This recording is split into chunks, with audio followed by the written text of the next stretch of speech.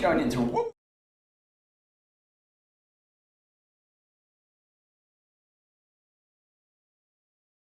It's like a boom. sharp teeth. Hello! Boom! Hello! You get the right button sometime. Well, that was smooth. No one noticed, carry on.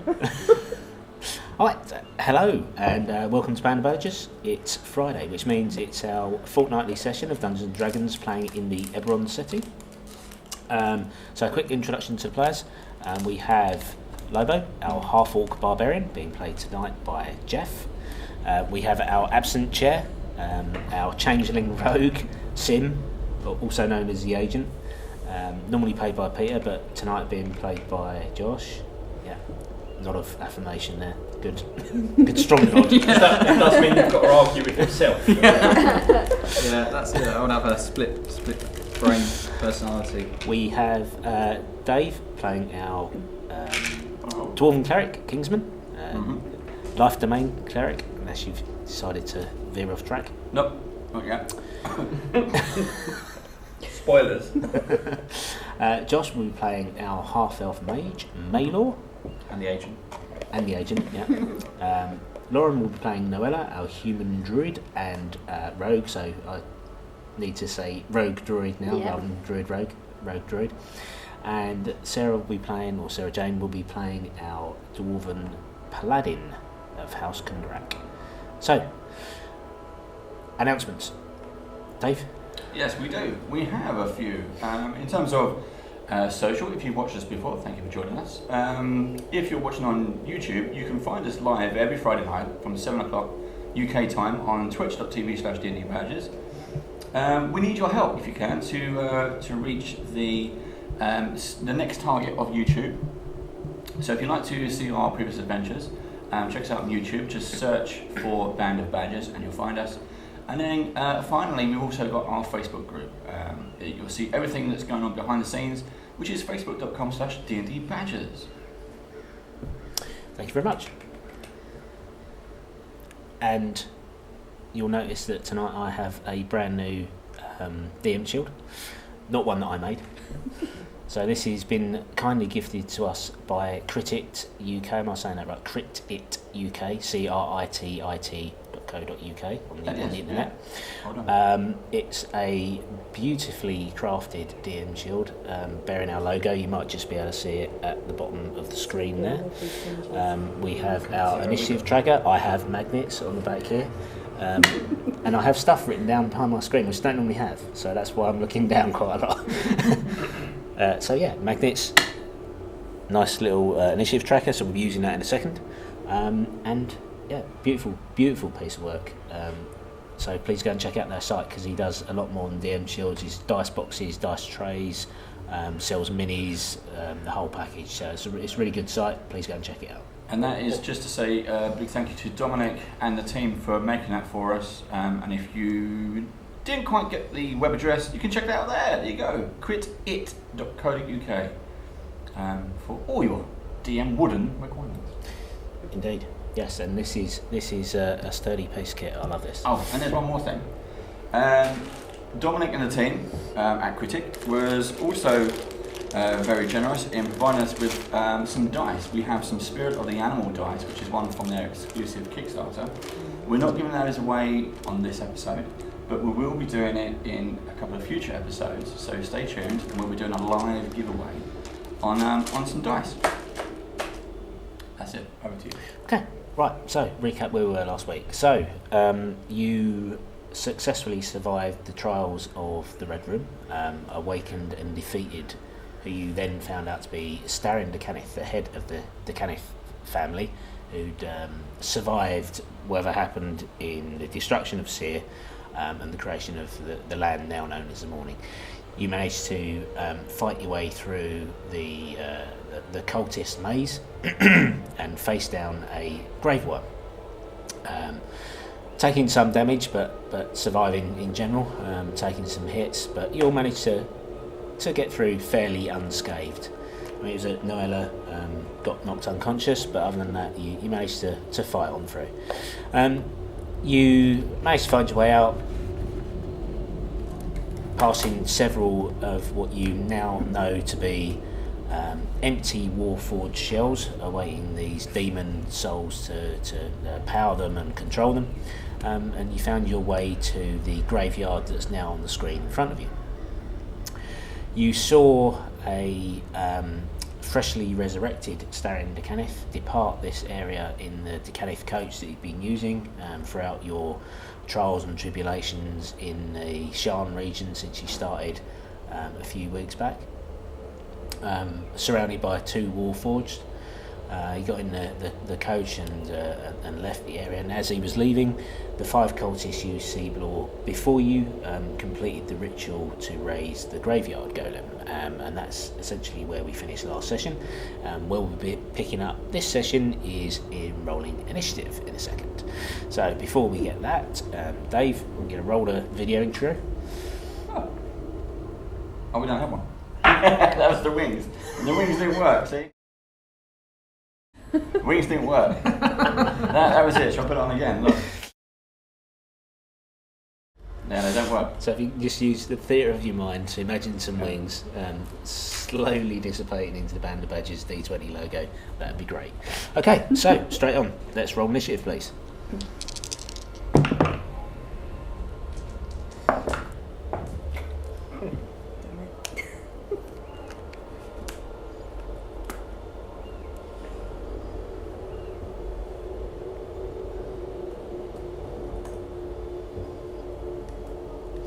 Okay, Jeff.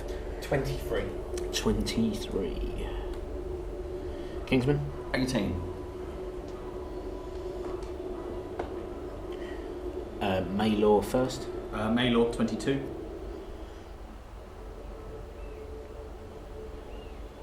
And then the agent. 10. And Nola. 7. And Atha. 20. 20. Okay, so gonna use our brand new initiative tracker.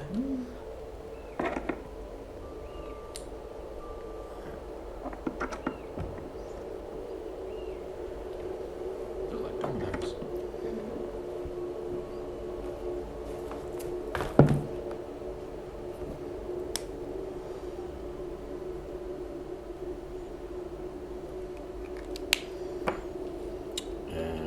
Oh, we also have, while Steve's doing that, we also have some new merchandise, Band of Badger merchandise over in our store. Please do check it out. You can find the links all over our Facebook page.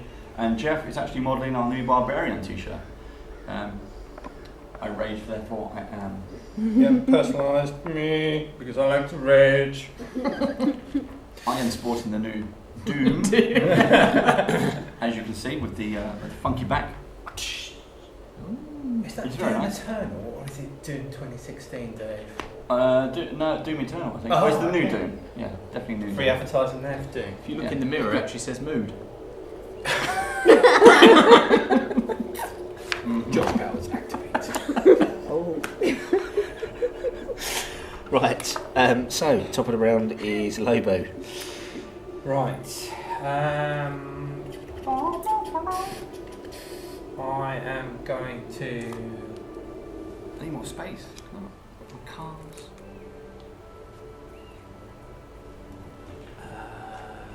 I might hold my move and see what they do first. Okay, so you can't hold a move, you can only hold an action. Okay. If you wish to use your action to move, that's fine, but then you'd lose your attack. No, are these grave things poking out the ground? Yeah, they are. 5 foot squares? Correct. So I might move over there. Ju- 5. We didn't have a long rest between, did we? So there's no way we got our spells back. So our spell slots which were Yeah, burned, still the they're same. gone. Correct. You had a short rest just before coming up the stairs Yeah. to regain some hit points, but any spells you used during the And Grave Worm fight, yeah, they are gone. Okay. and I will Damn. chuck a trident at that cultist, which is just on the edge of the 60 Which is the long range, I think, isn't it? Long range, yes. So you. It's disadvantage, isn't it? It's So disadvantage. I'll do it recklessly. Yep. And I'll just roll normal. Kideek. Does a 16 hit it? 16 does hit. Roll damage for me, please. Trident is 1d6. 9 damage. You skewer him with your trident, and he goes down. And then I will bonus action rage. Okay. Shall I move him off? No. Oh, okay. Lay him down on the floor in the deadified position. Thank you. Ah! No, if we leave the pieces on the board, please, because. Yeah, we leave the pieces on the board for reasons. Okay, next up, Maelor. So I'm going to. I'm there. So I've got. These are 30 5 foot squares. 5 foot squares, you can move 6 squares. That's a building. Oh. We're sort of in this bit and here. then actual right, wall. Okay. You're Sorry, I didn't inside the church. There's a wall. Come out. Right, I'll move out of the building then. 1, 2, 3, 4, 5, 6. So I'll be next to Lobo. Okay, that's technically you jump 2 diagonal spaces, so you Yeah, need to be 10 Oh, feet okay. away. in front instead of the one there. You can move forward 1. Yeah, you've got one more square left. Yeah, so you can move sideways or Oh, you can okay, move forward. fine. It's up to I'll you. go there then. Yeah. And I'll cast.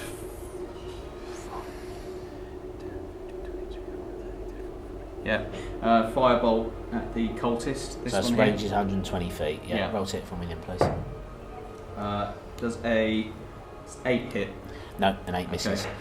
Okay. Okay, so you conjure up a bolt of fire, fire it from your fingertips, and it arcs off, unfortunately missing the cultist it was aiming for, explodes into a bush somewhere behind, which now sets light. Excellent. So he increases the light level in the area slightly, so you can make out a bit more of a detail of the graveyard golem, which appears to be made from a mishmash of gravestones, grave mounds, the iron gates. Yeah, like most of that area of the graveyard now become animated. Okay. Okay, next up is Agatha. I know we haven't had a short rest yet, but I've not put my boots on, have I? My boots of speed. You did, Yeah, you didn't did you? Did I that put them on? last. Yes, because that was the I can reason see for it's taking tuned, the short rest. but okay, so as a bonus action, I'm going to click my heels together Correct. so I can take off at. There's no place 3 like times. home. My legs are going to go twice the normal speed. So I assume that means I can move 50 feet. It does mean you can move 50 feet. Yes. Okay. 1, 2, 3, 4, 5, 6, 7, 8, partly through a bush. 9, 10. Okay, so you'll see Agatha click her heels together 3 times. With Do a spring and a anything step. Like Yeah, that. it's the old Fred Flintstone bowling thing, innit? Zoom off into the distance, Yeah. moving twice as fast as normal. So do I now have an action as well, or was that You do. all of it? You okay. do now have an So action. can I throw my spear? So spear, yep. At, I don't know what's best to throw the spear at. There's a cultist directly in front of you. Yeah, the cultist, if I may, please. Yep, it's still long range. What's the range on the So I spear? do that at disadvantage? Speed's a bit better than What's the range on the spear? I don't really understand what that means. Got it in that little number. So it's 20, 60, so it's long range, so it means Oh, you just okay. roll with disadvantage. Okay. Right, so 11. Unfortunately that misses, so you throw your spear, it arcs over the cultist's shoulder because she's standing side on, a bit harder to hit in low light, so unfortunately you miss. Damn it. Okay, anything else? No, that was it, because you That took was bonus it. action to your I boots. can attack twice, but I think the second attack is bonus action, isn't it? No, second attack is part of your action, you're right there, I forgot that. So But I you now, throw I it on now the spear. don't have a spear unless it was a boomerang spear. Well, then, if you've got a second spear, you can throw that I don't think I have. You had a trident at one point, like I did, but I can't see it in my in your equipment. equipment. Hang on, let me check. Did you not pick it back up after you threw it? Maybe I didn't. Got a robe. I've got a trident, but I haven't equipped it.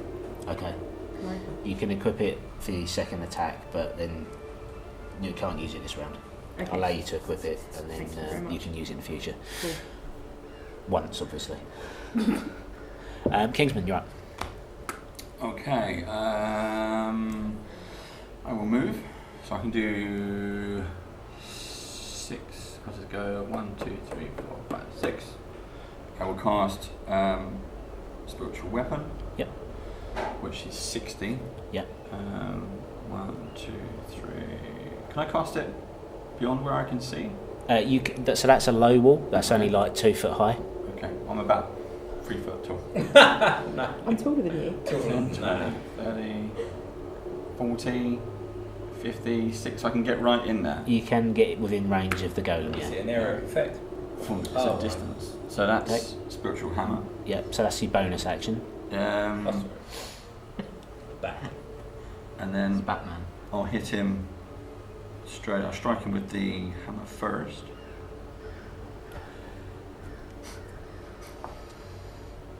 For creatures. My Turn into a animals. bat. And spectacularly missed. So it was a 1, yeah. No, it was a 3, Okay. but it still didn't help. You did spectacularly miss, yes. Okay, so you conjure the hammer into existence and you swipe down, but unfortunately miss the top of its torso. Spiritual Weapon is a bonus action. Yep. So can I then cast another spell? So you can cast up to 5 levels of spell in one round. So Spiritual Weapon is a second or first level spell. Can't remember. It's a second. Second level. So you can cast another spell That's gone. as an action. It was a cantrip. I was just going to do Sacred Flame, but it has a distance of 60. Again, it's... Yeah, you're pushing it there. Yeah, it's right there. And that one's dead. So, So No. count the ones for that cultist on the left, it might be 60. 5, 10, 15, 20, 25, 30, 35, 40, 45, 50. Yeah, right. Yeah, it's just within range. Yeah? Yeah. So, Sacred Wisdom Flame. saving throw. It is... I rolled- sorry, Dexterity saving throw. Okay, I rolled a natural 17. What's your DC? 40. DC is 50. Oh, Okay. So I rolled 17 on the dice. Okay. Yeah. Yeah, that would have negative dexterity. Okay, so you call forth a gout of flame from the heavens. Unfortunately, due to the range and, as I say, the low light levels, it appears in the square behind, again, setting fire to the shrub and the grass. So increasing light levels overall, but not unfortunately hitting your target. Okay, it is my go.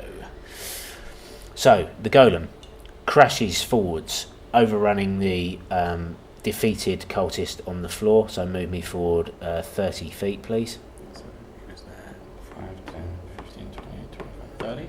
Okay, so that, and then I want to come across at an angle though, so I want to get within range of attacking Agatha.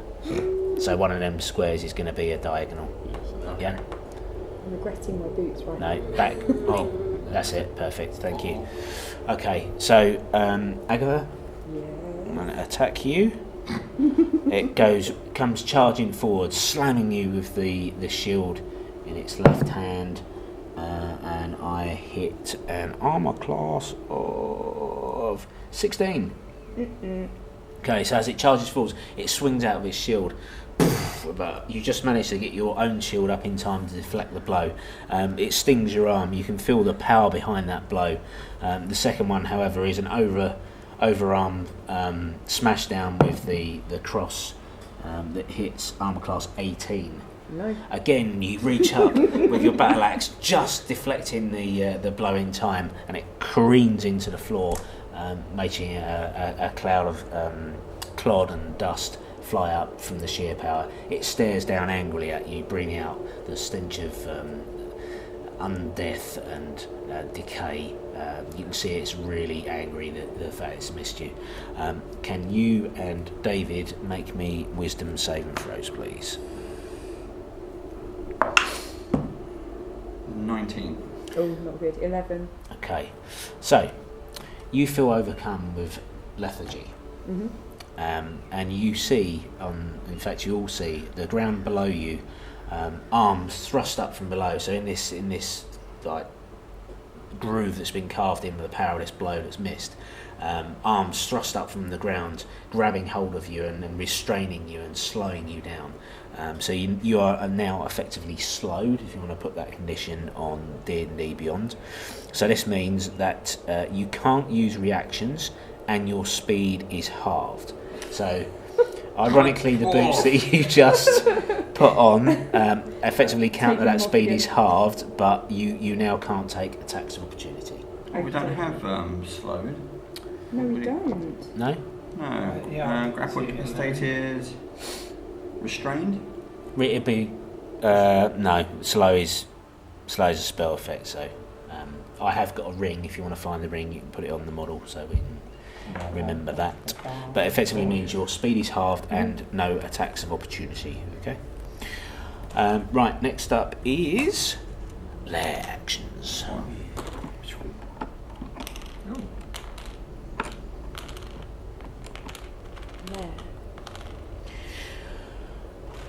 Okay, so after unsuccessfully attacking you, and then let's see if I get that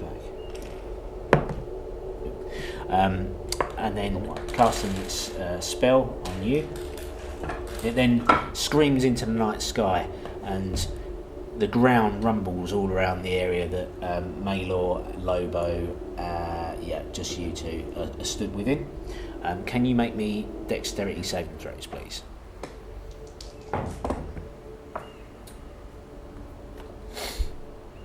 17.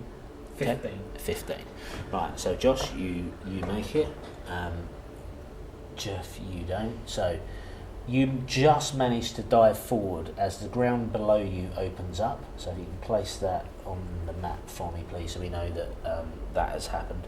So if you move your mini forward 5 feet, place that one on the square where you were. So a grave has just opened up beneath your feet. Okay. So you just managed to scramble out in time. You, Jeff, unfortunately don't. So you fall into the hole and are now grappled by the arms appear out from the walls. So you are now grappled, effectively restrained for this round. You can obviously try and break out next round. It's 10 foot deep. You don't take any damage. Yeah. You know, you just fall in and then are now grappled. Okay, that's my goes over. It's the agent's turn.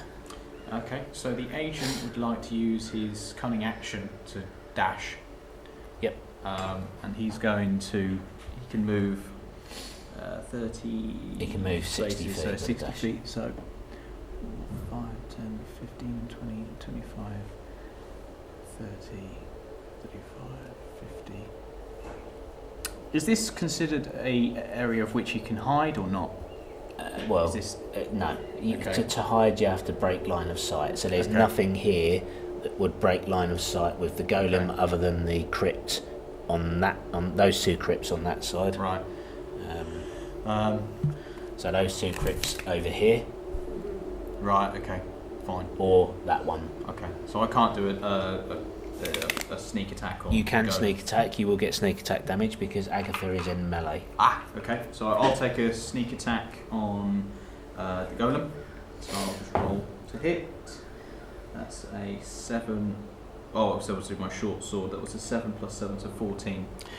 So 14, you smash down with your short sword. Unfortunately, you clip part of the stone that's on its back, rather than the part that you damage, and it deflects away harmlessly. So it was a good hit, but you didn't quite manage to break through its tough exterior. Dang. Okay, so that's your go over, Yeah. because you have to use your bonus action as a cunning action to dash there in the first place. Right, next up we have Noella. Can I cast greater invisibility on myself? You can. Excellent, I'll do that then. Okay, so you are now invisible. Can I move a little bit outwards as well? You can move up to 30 feet, yeah. So, 20, 25, can move there. Okay, anything else you want to do? No, I think I'm good. Okay. Right, the reigning cultists all move forward 30 feet, please. So I think one of them may be able to get to the agent, the one on the left. This one? Yeah.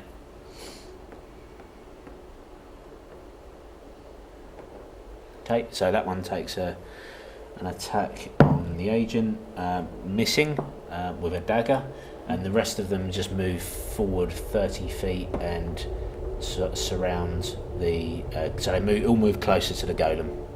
Okay. Okay, so that one there will move as close as possible to the agent. The rest just move towards the golem. They don't have. You can cross the wall. Oh, It's a low wall. They Right. don't have to go. That's So it. a hop, skip, and a jump. So, Don't yeah. use the dead one. Yeah, I was going to say he was like there, so he'll go about there, Yeah. I think. So. Perfect. Thank you. Right, that's it. Top of the round, Lobo. I will attempt to ungrapple, Ungrapple, yeah. and I get the advantage because I'm raging. You do. And don't forget your +2 to your strength, because it's effectively an athletics check, so you get Is it? You I get a get 2 to +8 that. to athletics. Yeah, so you get another 2 as well, don't you? Because you're raging. 17 plus 10. Yeah, you beat me. You are now free, so you can spend, it'll be half your movement climbing out of the grave. Yeah, that's cool. I'll do that. And then that means I've got 20.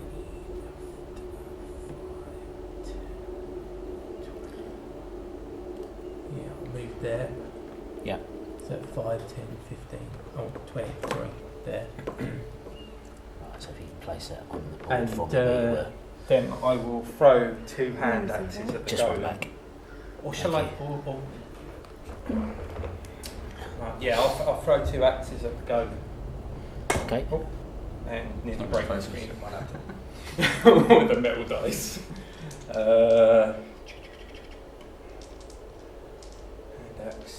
That's what's that? That's about 20 feet. Yeah, it's within range. It's not a disadvantage. It's fine. There's a 14 plus 8 hitting. A 14 plus 8 does hit. So you managed to loop the first hand axe over its shield that's slightly cocked out of position after the failed hit on Agatha last time. So roll your damage. Oh, do you want me to roll second attack? Yeah, go on. Normally then, we do it that way. Yeah, don't we? sorry, yeah. 18 plus 8. Yep, both hit. So that is 2d6 plus 10. So that is 15, 16, 17. So these are just normal hand axes, yeah? Yeah. Okay, so you both, so you lob over the shield that's slightly out of position, thunking into the side of its neck.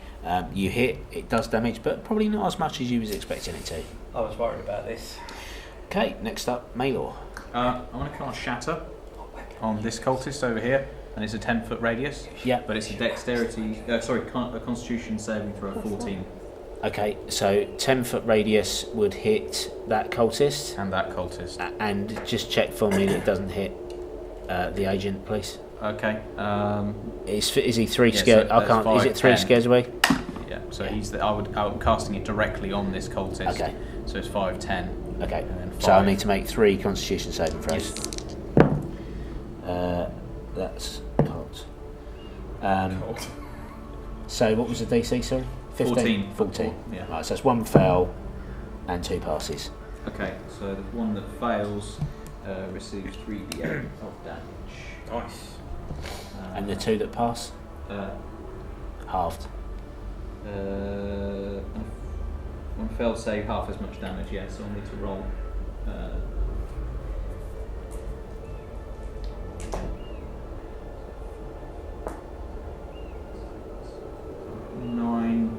11 points of damage on the one that's failed, Yeah. and the one's past 5. Okay, so you cast a spell and you hear a loud ringing sound that reaches a crescendo and then explodes. One cultist almost explodes himself. He gets taken out straight away, so that was the one you cast it on.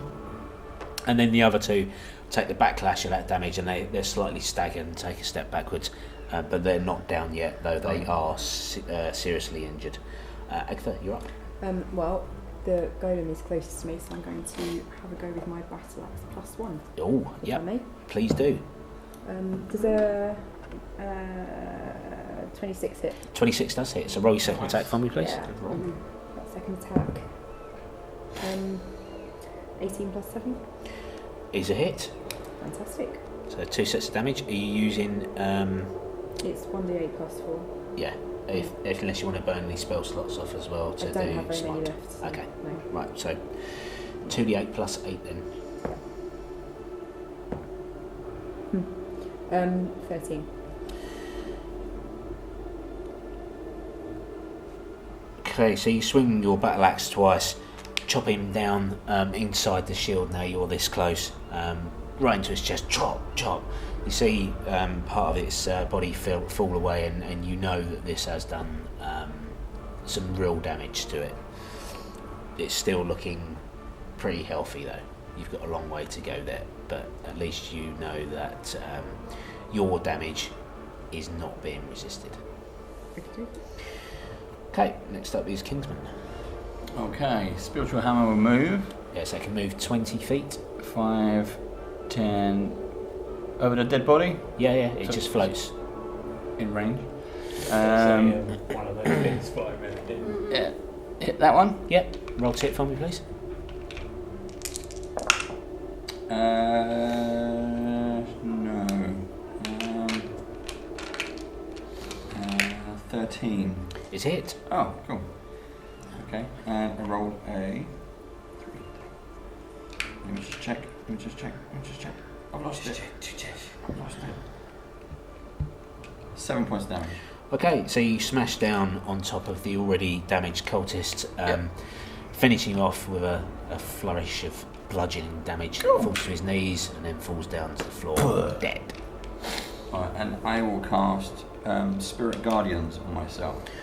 So I summon a load of fey creatures to spin around me, and it has a radius of 15 foot. Yep. So attack him. Yep. Now. I think it happens on my turn though, doesn't it?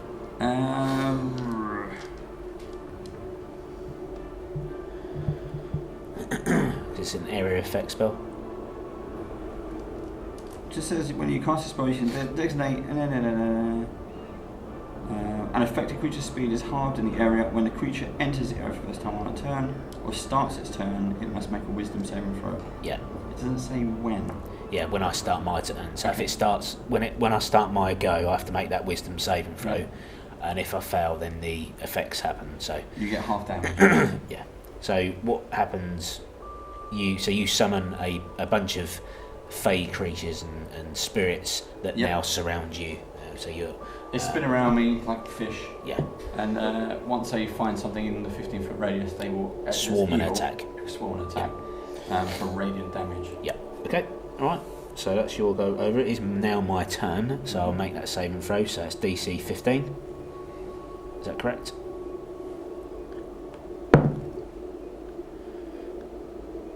So can you just check the DC for me? It's 15. 15. So I rolled a 13 on the dice, and I have no modifiers, so I failed. Cool. Right. No! Oh, bugger. 10 damage. Any pluses on that? No. 10 damage radiant. I rolled 2 1s. Never mind. Did you? Does it last more than one round? It will last for 10 minutes. Oh, but So next time we Yeah. should do it Next again. time. If it stays there. So what's the other effects? Affected creature will half its speed while it's in that area. Yeah. Okay. So it's treated as difficult terrain. Yeah. That's it. Okay. Right, my turn. So it is going to attack you twice, Agatha. Brilliant. Okay. First one is a miss. So this again with the shield, it crashes down, but the edge gets caught due to your small size in the ground. Doesn't hit. Second one hits armor class 21. Armor class 21. Okay, so this one, the cross thunders down in another overhand sweep, just getting inside your battle axe as you raise it up to deflect, and you take 300 points of damage. Something like that. 22 points of bludgeoning damage. Okey-dokey.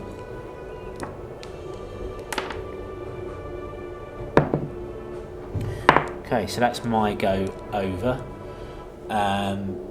So lair action this time. Again, it screams to the sky, and 2 more holes open up. So we're going to have Maelor again, and this time Kingsman. Make me a dexterity saving throw, please.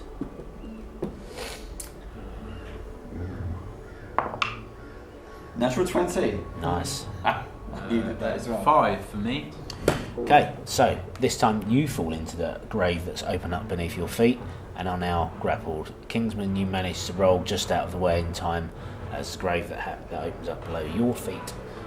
You manage to avoid. So if you can just move yourself to the side, 5 feet, and then place that on where you were. That's perfect. I'll put there. Yeah, that's it. Perfect. Thank you. There. Yeah. Okay, that's my goes over. The agent. So he's going to turn round. Actually, no, he could probably get sneak attack on. It will get the sneak golem attack still. damage on the golem. Yeah. Yeah. Okay, so he's going to do a sneak attack again on the golem with his short sword +1, and that is a 12 + 7, so that's a 19. You hit. Okay, so. So this time with the shield that was dug into the earth when it attacked Agatha, you managed to get up underneath and stab it in the armpit. So roll your damage, including your sneak attack damage. So that's 9 plus 46. So and I've not done this before, so I need to get loads of dice. So it's 9 plus 7.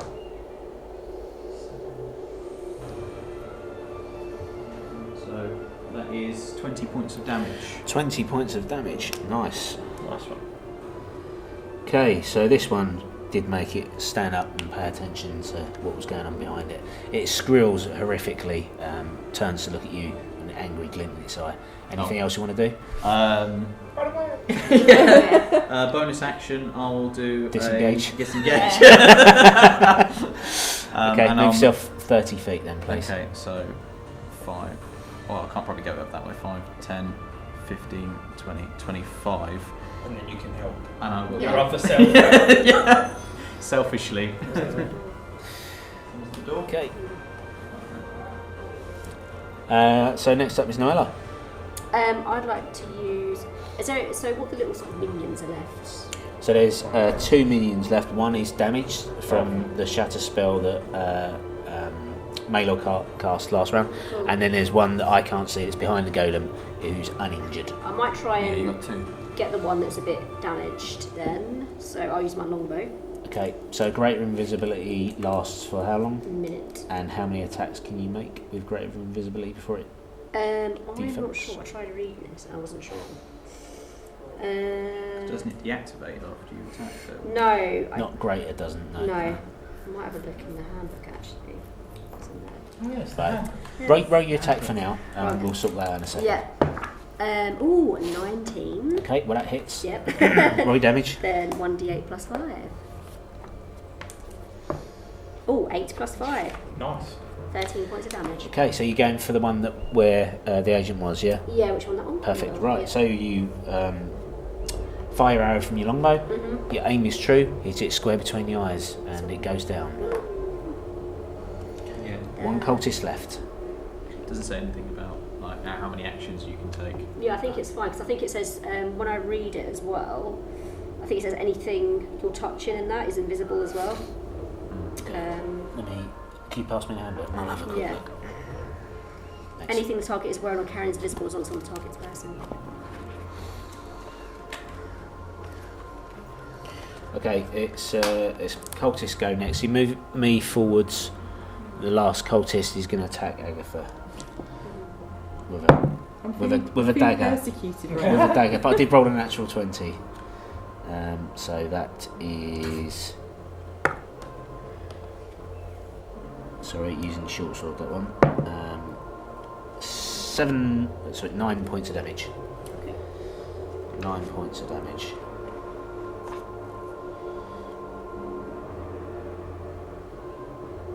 Yeah, so basically you're invisible for a minute or until you break concentration, Okay. and you remain invisible no matter what you do. Okay. That's fine. You can't cast. Thank you very That's much. why, yeah, that's why I flag one on there. Yeah. But it does mean if you cast another concentration spell, then obviously It'll you lose wipe it out, yep. So can I cast another spell that isn't concentration? Yeah. Still me? Oh, I didn't know that. Okay, I'll do that. I thought it's any spell. As long as it's not classified as concentration. Yes, with a C next to it. Okay, next. So next round it is Lobo. I'll move up to the golem Thank you. and attack him from the side. no sneak attack, unfortunately. No sneak attack damage, no. 15 plus 8. Is a hit. And 7 plus 8. Is unfortunately a miss. So you move up, you thrust one chain strike underneath the shield that's embedded into the floor. The second one, unfortunately, he times correctly and ducks underneath it as you swing wildly above. 14 damage. 14 damage, and you're using what? Your hook. The only weapon I've got. The hook. Mm-hmm. Okay, so again, you hit. Your aim is true, but the damage does appear to be being resisted. Okay. Maelor. Okay, so I have to spend an action to release myself, right? You have to. No, you don't have to. But you just ungrapple, and then you can move out. But you have to make a strength check. Okay, sure. I'll do a strength check, which is going to be unfortunate because I have a -1. Yay! Hopefully natural 20. Please. No, natural 1. 0. So technically, you've just rolled a 0 on Brilliant. a d20. So I don't need to roll. So you instead of the old adage is the way out is not down. Managed to get turned over and actually try and dig yourself deeper into the grave. So unfortunately, that's you out for the round. Yeah, I good. guess are you just still forgot which restrained. way is up. Yeah. Okay, Agatha, you're up. Is there anything that I can do to make myself unslowed? Or is that something that we have to do after the end of fighting? Good question. Or am I asking The for boots don't spoilers? counteract it and just make her normal speed. Well, yeah, but it's but my the normal attacks speed is only opportunity. 25, so... No, sorry. You should be making a repeated saving throw on each of your turns. So I apologise. So you can make a saving throw now at the start of your turn. Okay, what To is... see if you Which free one yourself. is it? Is it It's a wisdom saving Wisdom. throw. 24? You pass. Yes! You are now not slowed anymore. Nice one. Not that I'm going anywhere, because I'm going back in with my battle axe. Yeah, so I'd like to use my battle axe plus Yeah. 1 again on the golem. So please, 2 'cause he attacks. is really annoying me right now. Yeah, rolled a 1. You rolled a 1. Yeah, and a 4. Okay, so unfortunately the 1 means that you will do a wild miss. She could hit the coldest. She could hit the Standing coldest. So So it's a 1 plus 7, so it's like an 8. it's still a 1. Still a 1. Roll me a d8, please. A D8, okay. I'm starting to get the feeling that he doesn't like me very much. I've rolled a 6. What does that mean? Okay, so unfortunately, on your backswing, you overcompensate and try and swing back really hard, and it gets caught in the bush behind you. And as you pull it forwards, you find that it is restrained, and it just puts you off your swing.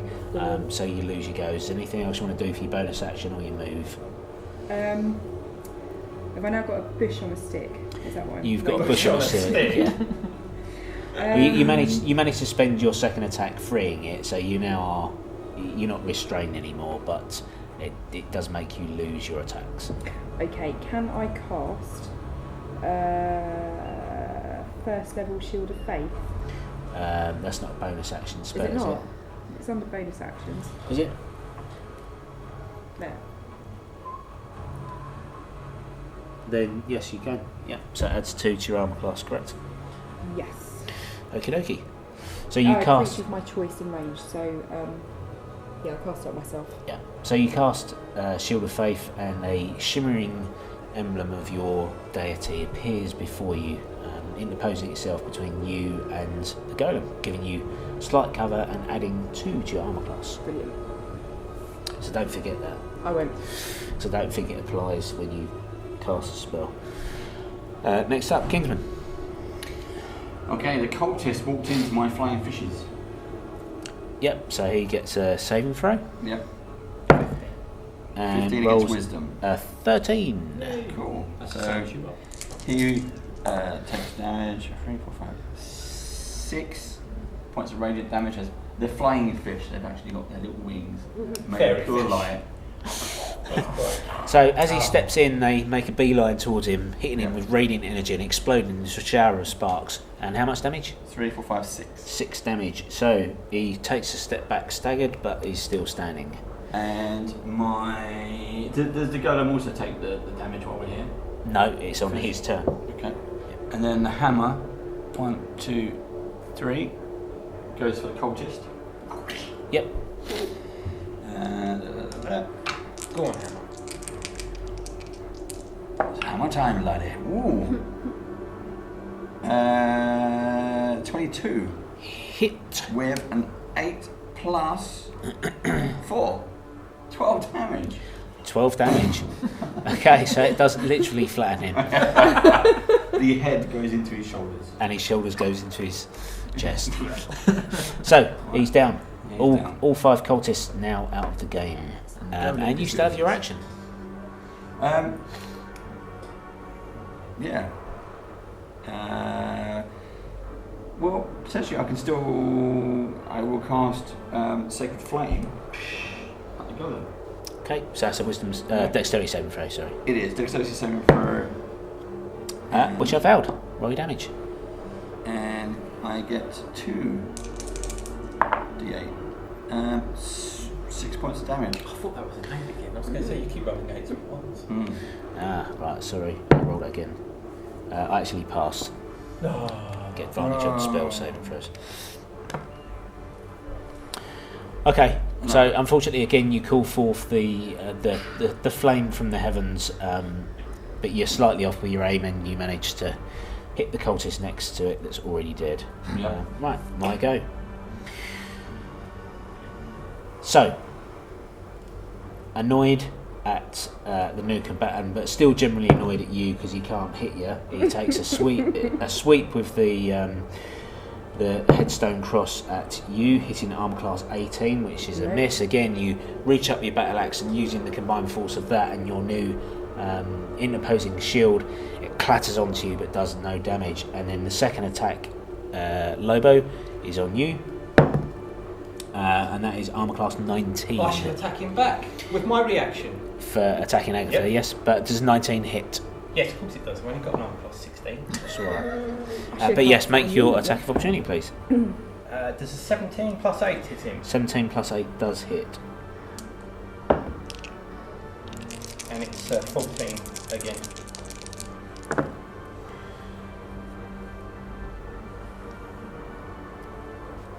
Okay, so you take 19 half to 9. I'll take 14 half to 7. Okay, so as he reaches around and clouts with his shield, you take the opportunity to attack underneath, again back into the armpit where the agent had successfully hit previously. It looked like you could spot. It's a weak spot. You've found a weak spot. Alright, and then I make saving throw, Dave, for your radiant spell. Yep. Which I fell. So how much radiant damage? 6,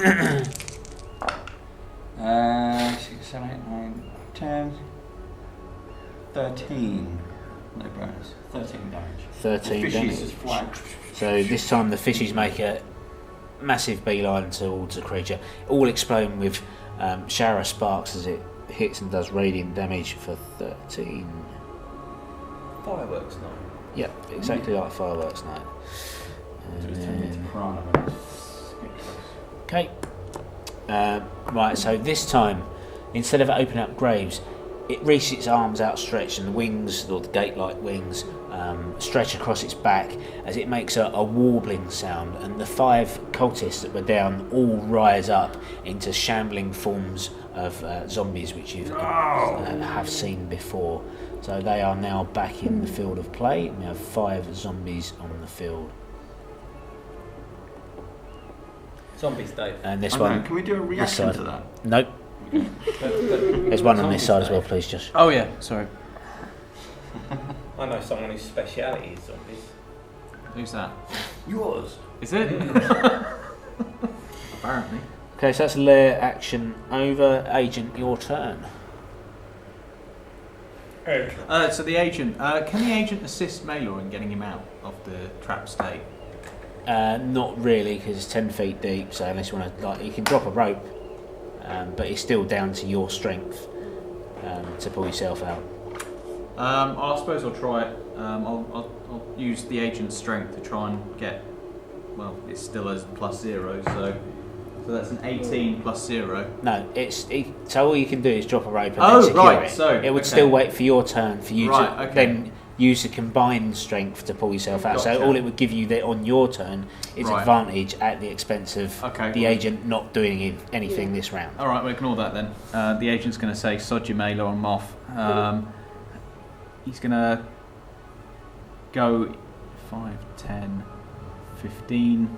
Is the golem currently dealing with someone else? So I Yep, still so it's get a currently sneak in attack? combat with Lobo. Agatha and Lobo, Yeah. so you will get sneak attack damage should you hit. Yeah, okay, so I'll pre-roll.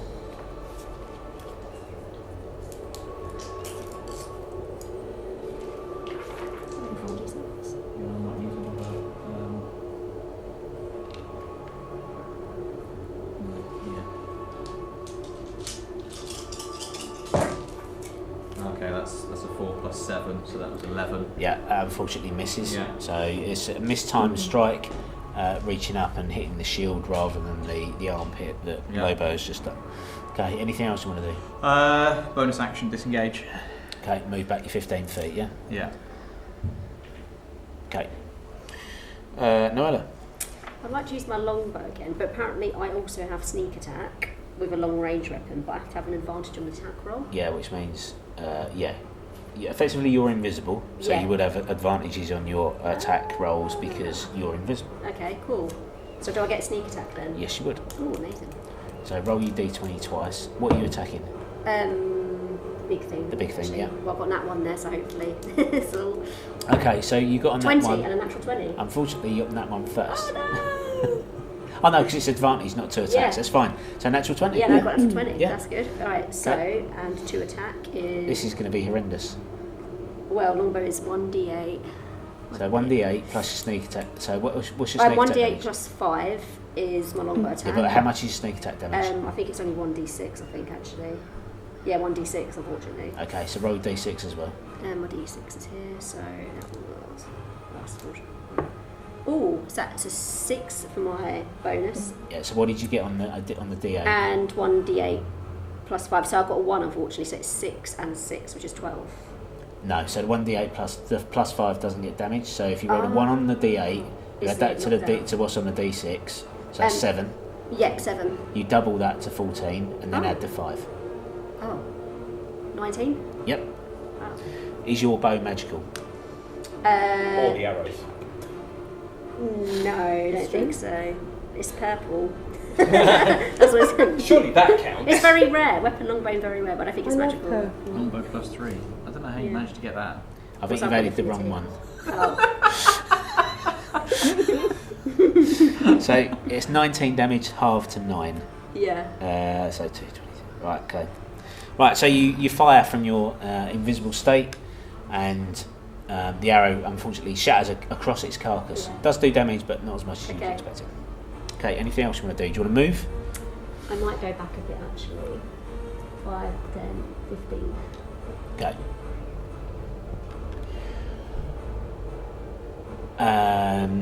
My turn. Right, all of the zombies are going to converge upon Kingsman. So all move them 30 feet as quickly as possible towards Kingsman. Okay. So that means they may pass through people's areas of threat Yeah. and get attacks of opportunity.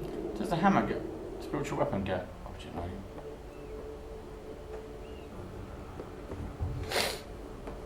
Did one pass next to me? One will pass next to you, the one that's next to you, yeah. Next to me.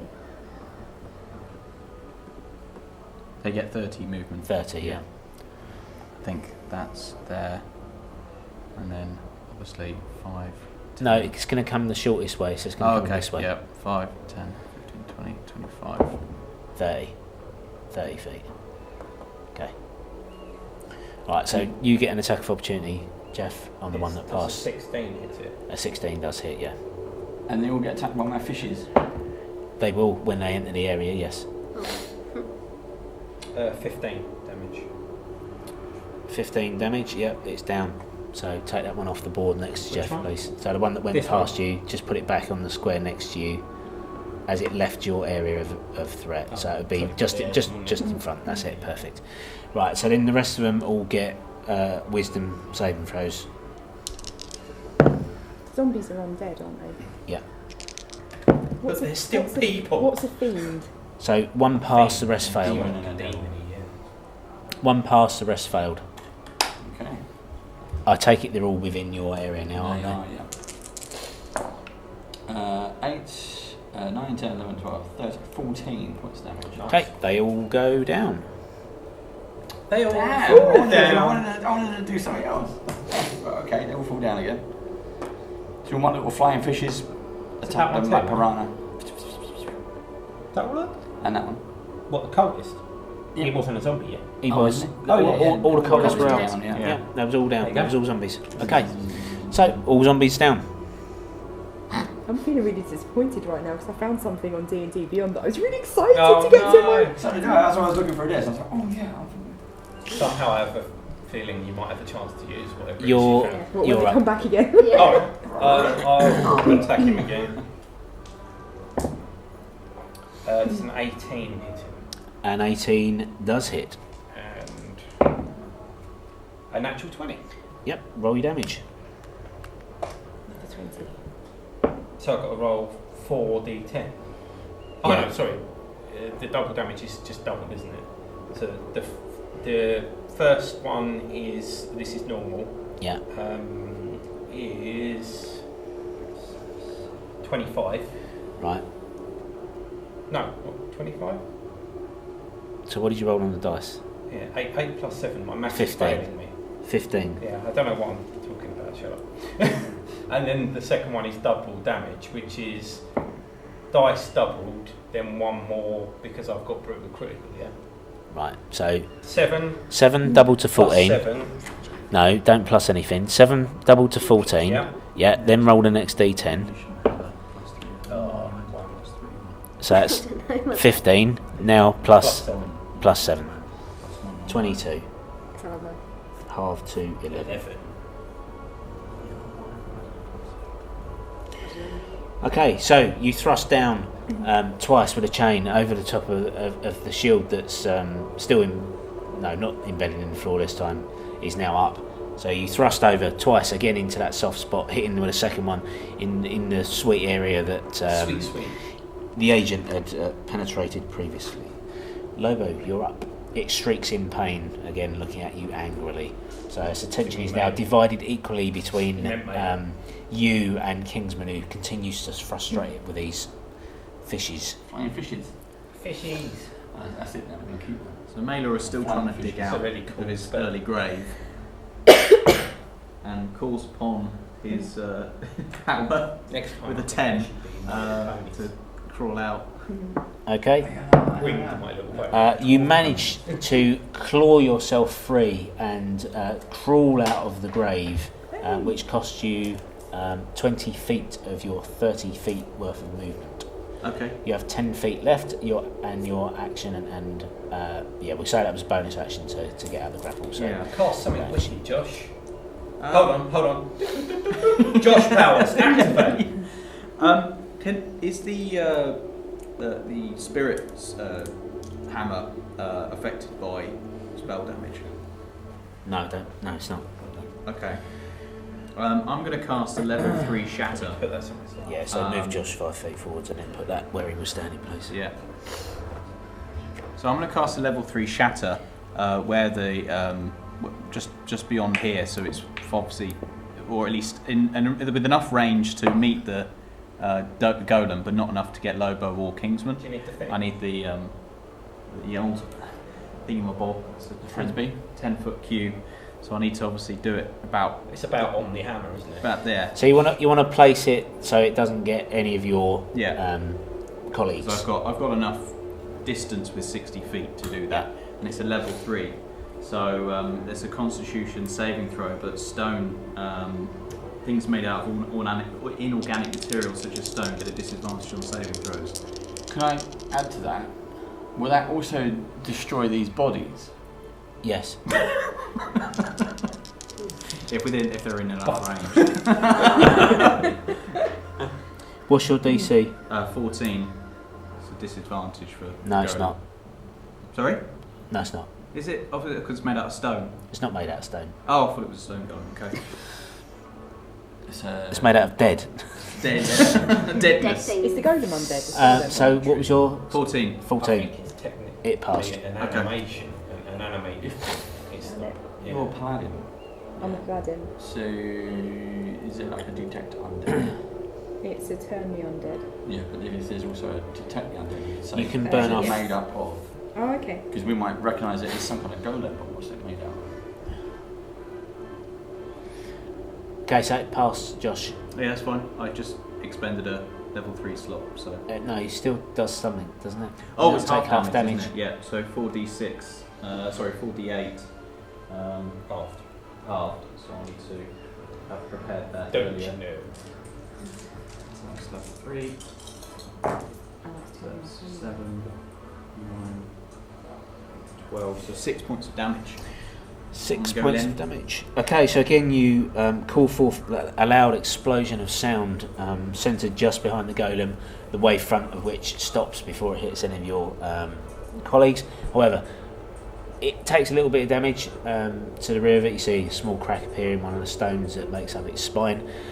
The zombies take a huge portion of that damage though, and the flesh is effectively blown off their bodies.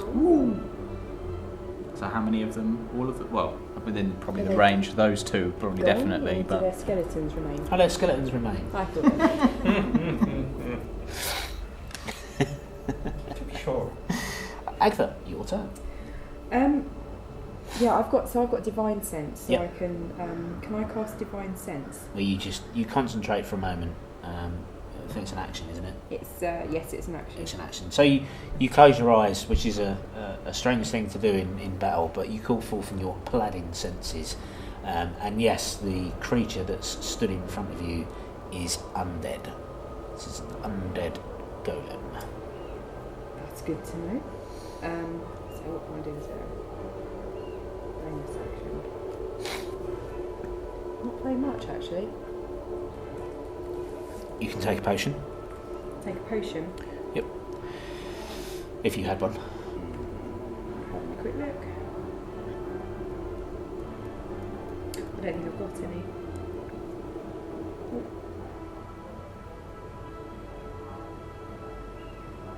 No, nothing else. Okay. Right, that's your go over, Kingsman. I'm gonna offer a prayer to Moradin. Yep. And I hold up my hammer in front of me. Yep. And channel divinity through into the hammer, so it glows with energy, and then strike the ground and turn undead. Okay. It doesn't Doesn't work. doesn't work. Oh no! Nothing at all. Nothing at all. Is that different than Turn Me I offer Unholy? a prayer, but I don't get any response. Correct. Damn. Dackenhammit. Is that different to Turn Me Unholy? Would I find it in the book?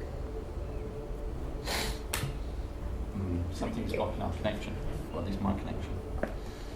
Turn it off and on again. I tried. What?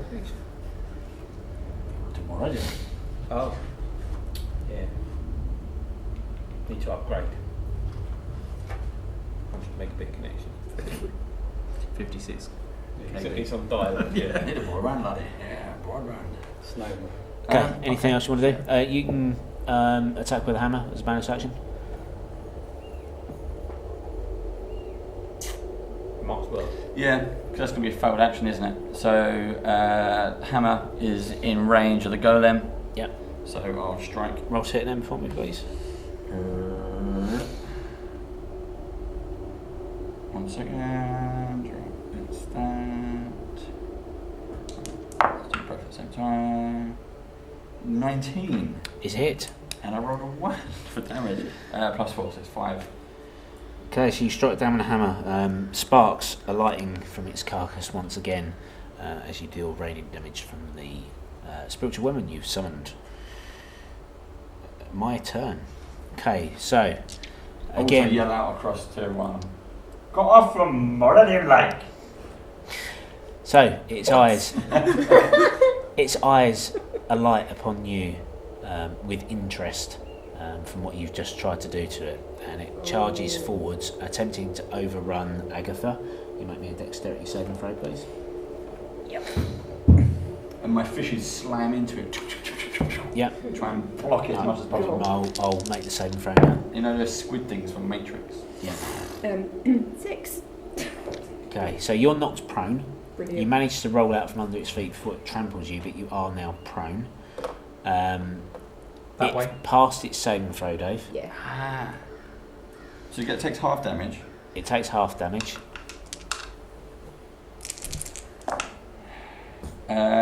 15, 16. Halved. Halved, yeah.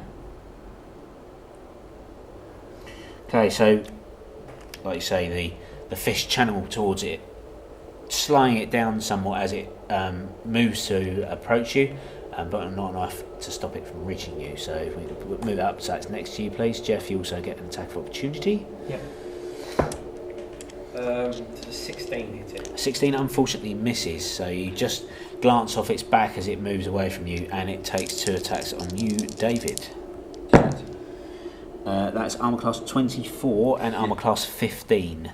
15 misses. Okay, so it strikes down with a shield, glancing and catching on the edge of the grave that it manifested next to you. So that one missed, but the overhand strike with the cross, it reaches down, getting under your shield and punching through into your stomach, even though you're low down to the floor, and you take Some damage. Yeah. 6, 14, 25 points of damage.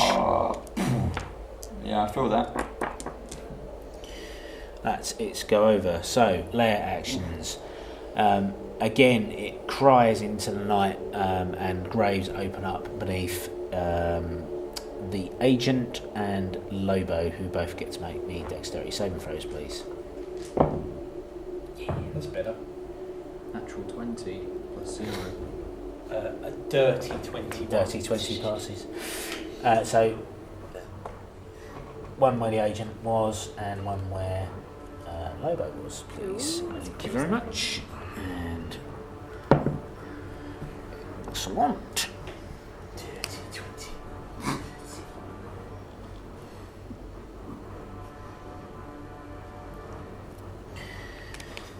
Agent, your turn. Oh, the agent. Yeah. Yes, that's you. You, Josh, now. The agent, what do you want to do?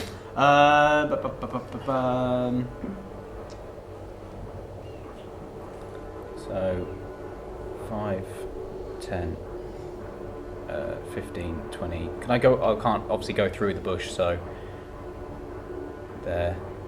And I think I have to go there. I can't actually get to the golem with 30 foot, I don't think. Or maybe not. Depends how thick that bush is. I mean, Because it I might was be there. thin bush. 5, 10, Just push 15, through. 20, 25, 30.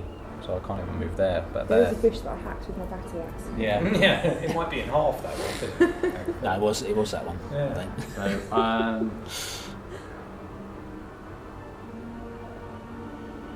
I want to stay there. I'll hold with the short. I'll hold poking something with my short sword +1 if it goes in within range. Okay. Noella, you're up. Can I use my longbow again? You may please? use your longbow. I just had a look. Apparently, I think all longbows are magical weapons. No. No. Oh. I don't know All the what ones I've you're got looking at. then. Yeah, I think so. Well, weapon longbow, uncommon. Yeah, 'cause- Notes bonus magic damage, combat ammunition, heavy range, two-handed. I yeah. don't know. Not all longbows are magical. Oh, okay. Right. Yeah. Well, I changed it to a +1 because +3 is a bit too generous. So I don't even know. We don't even know which one it was that she got. it was before. purple, now I've got green ones, so I presume green's normal. You definitely haven't got a longbow +3. I don't Yeah. recall So I giving you a removed that. longbow Don't you remember we +1. picked that up? Yeah, we fell out the thing. You've got a scimitar +1. I don't think you've got a longbow +1. Oh, I don't know how that got in there.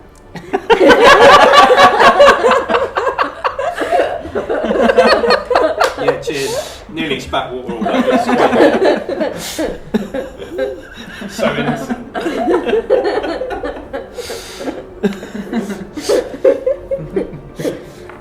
What I'd like to use this mysterious longbow again. But it keeps changing. Keep going, oh, well, Definitely is Less magical. plus to hit this time. do I get do I still have Keep advantage on attack rolls? You do. Yeah, I do. Oh, 10 plus 6, 16 to hit. Unfortunately, it misses. Oh, So that's an a arrow appears out of nowhere Yeah.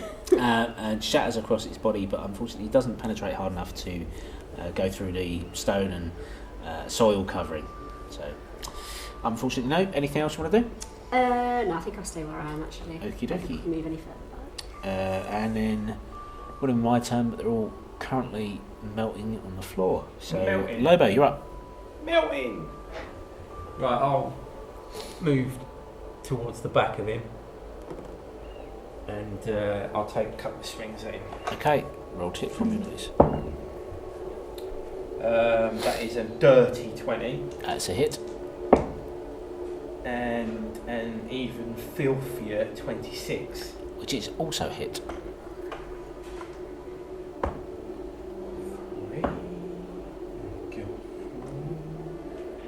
18 total. Something like that. Not worth mentioning, really. Okay, so again, you come up behind, hitting twice with your hook and chain, but unfortunately, you know that you're not doing as much damage as you should be. And that's it. Okay, Maelor. I would like to use my bonus cantrip, Sacred Flame, on the golem, and that is a dexterity of 13 saving throw. Which a pass. Okay, so it takes 1d8 of radiant damage. No, it's a cantrip, takes no damage. The target must succeed on a saving throw. If it fails, will take 1d8 of radiant damage. For a cantrip? Yep. That's unusual, okay. What if that's one of the ones in the top 5 cantrip video that I haven't watched yet? It's in D&D Beyond, so Okay. it must be Well, if it's in the Beyond! So what happens if I fail the saving throw? If you fail, you get 2d8. If you Right. succeed, Well, yeah, you get that's- 1d8. Okay, So, How many cantrips can you have? I'll go first level. so that is Well, that's 8 fine, points just of have it damage on the old cantrip. okay, so you call forth a flame from the heavens and strike down in 8 points of damage. Anything else you want to do? I'm going to stay where I am. Okay, I'm not going to move, but bonus light. Bonus action. I'm going to use healing light on Agatha. yep. Is it within range? 60 feet. Yeah, that's fine. So what does that do for me? So, and that's 1d6. So Make it good. that was falling. So I'll roll again. So that's a 4. Thank you. So I get 4 If you're health really points cold, back. Yeah. you don't know. Thank you. Channel Divinity is more current now. You've still got spells from yesterday.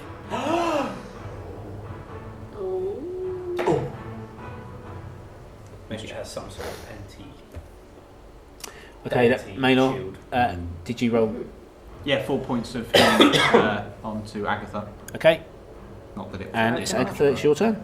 Okay. That's it. How do I unprone myself? Can I just stand up? You just stand up, Yeah, but it just- costs half your movement. So you've got 12 feet of movement left. It's enough to get to it. Yeah, but I'd rather not be prone if it decides to attack me. No, but you've got to get up to move towards Yeah. it anyway. Yeah, no, so that's you won't be prone. I can't even see where I am at the moment. You're just here. It's too many coffins. Awesome. That's you. Yep, brilliant. So I'm going to stand up. Okay, I'll let that go, but it doesn't say you take 1d8 damage. It is. I am right. It's a cantrip. Now, if you pass the saving throw, it doesn't take any damage. The reason you now do 2d8 damage is because you're above 5th level. It says it here in my bonus cantrip section. It says flame-like radiance descends on a creature that you can see within range. The target must succeed on a dexterity saving throw or take 1d8 radiant damage. The target gains no benefit from cover for the saving throw. It says 1d8 radiant damage because it does 1d8 at first level. When you go up to 5th, it does 2d8 damage. Shooting So the from a description would then read that the target must succeed on a dexterity saving throw or take 2d8 radiant damage. Oh, but didn't it say you must succeed on a saving throw or take 1d8 damage? Yeah, which means when you succeed a saving throw, it take no damage, which is Yeah. what happens normally when you do a Oh, did you cantrip. succeed it? Yeah, Oh, I thought you failed. I rolled a natural Yeah, that's 20. what I thought, yeah. So I'll let it go, Damage. but okay. it's a standard. The standard cantrip No, I think you way should of doing minus it is off his, if a cantrip you either roll to hit or you take a saving throw, and obviously if you roll to hit and you hit, you do damage. Right. But if I okay. make my saving throw, then it has no effect. Yeah. Yeah, I think it was confusing by the fact that it says 2d8 and then 1d8 in there, so apologies for that. Right, but I'll let the damage stand. Kingsman, what did you cast that failed? Turn undead. I tried to do a prayer. You've got Divinity. Turn Undead, haven't No, you? I've got Turn the Unholy, Oh, Oh. okay. which I will use next if I may after having stood up. What you can do is try. But I it's stood it. myself up. Yeah. I'm an independent We woman. can still cast spells, but I wasn't able to chant. I wasn't able to offer a prayer, Okay. which is what I wanted to do. Yeah, resist challenge divinity as well. May I do that? Yep, can I read your You description? may. Dun, dun, dun, dun, dun. What, Terminator? Yeah. I was very excited when I found this one. It's not going to work though, is it? There's always a chance. Never dismiss it. It says I have to show my symbol. The thing is, if you're playing in character, your character would try and do it. He wouldn't know that it's not going to work. Yeah, you You just know do what it I mean? anyway, So desperate type of thing. For a role-playing point Yeah. of view, it's still worth doing it. Okay, so what's my wisdom saving throw? Ah! No, okay. It's alright. You do it, go on. Say what you do. Present my holy symbol and speak a prayer censuring fiends and undead using my channel divinity. Okay, so you present your symbol and you say again that holy prayer to your god. Ensure that some force will reach down and aid you and turn this horrific looking creature away from attacking you and your colleagues, but unfortunately nothing happens. But again, from a role-playing point of view, that was awesome.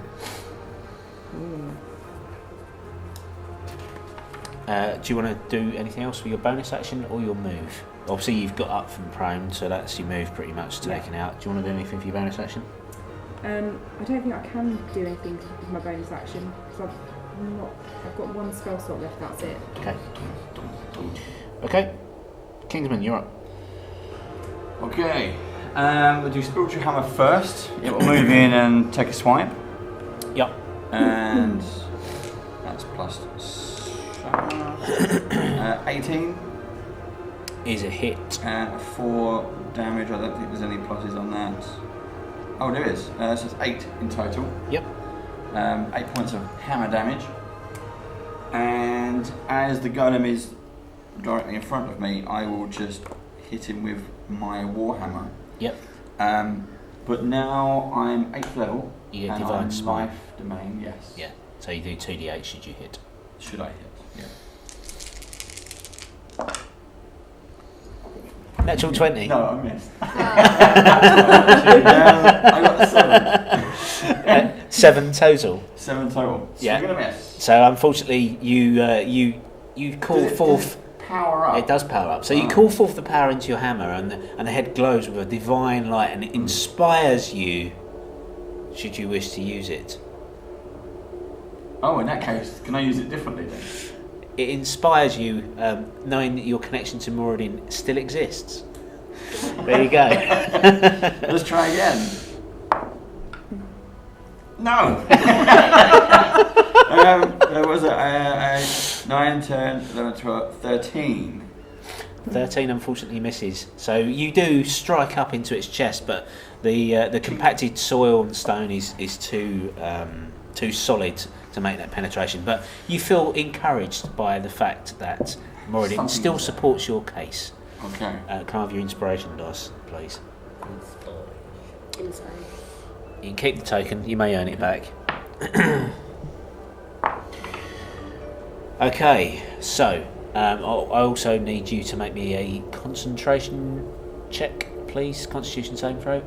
Your thingy spinning Yep. thing, and he hit you last time for 25 damage. Oh, roll my constitution. Dexterity or constitution? It's Constitution check. I did 25 damage on you, so you need to succeed on a saving throw of 12. 18 plus 2. So Yeah, it's fine. So your thing, it's just to make sure that your Yeah. your Still going. Spirit Guardian's still active. So I'll make my saving throw this time. Yep. Which I pass with a 16. So I take half damage for your Spirit Guardians. Roll the damage from the 12, 13 in total. Nice damage. Okay, so big gathering of fish. 2 6s and all.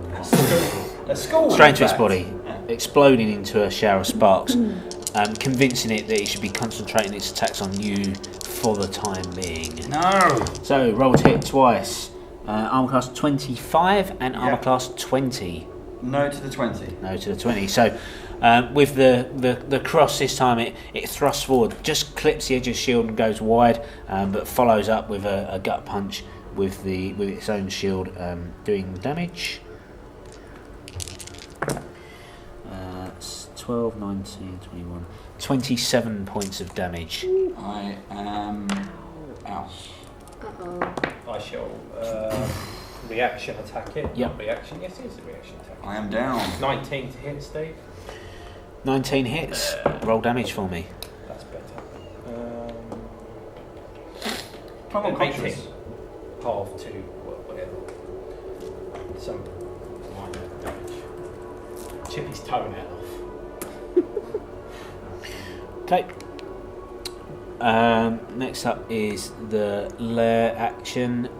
So again, it spreads its arms and its wings wide, and this time 3 of the cultists that have been turned to skeletons rise as undead creatures, shambling creatures, not zombies this time, but skeletons. So 3 that were on this side here. If you can raise them up for me, Minor please. flare action. Do you raise me up? God, that. Can you make me a perception check, please, Jeff? And my hammer's gone as well, isn't it? Your hammer has gone, as has the Spirit Guardians. Yeah. 15. Okay, you do notice that laying in Kingsman's now unconscious hand is a hammer that is glowing with divine energy.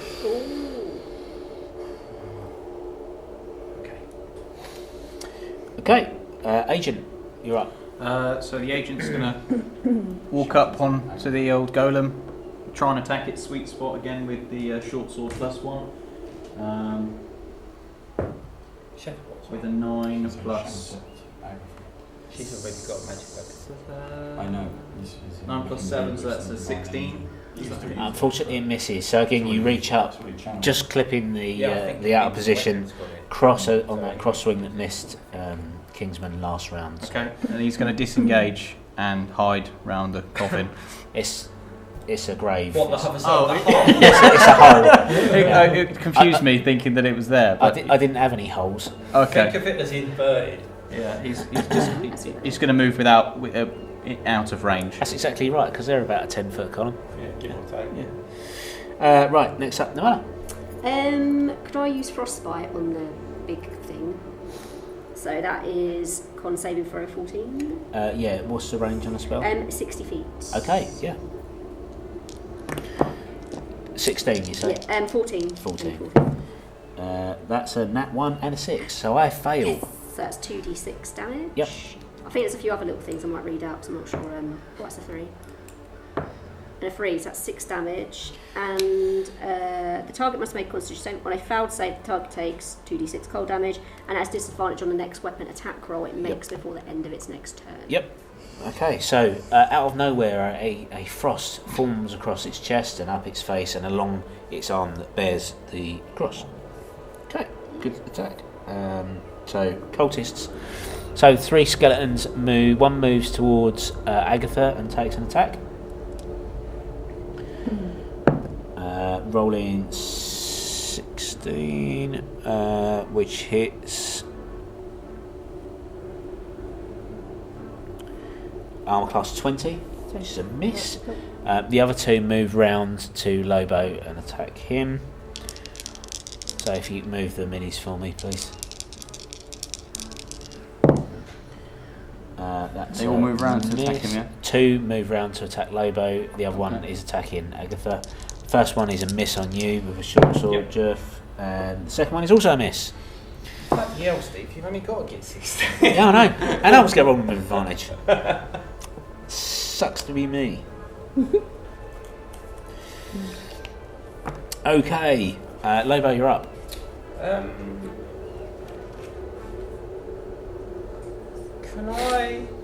Do I think I could dive between its legs?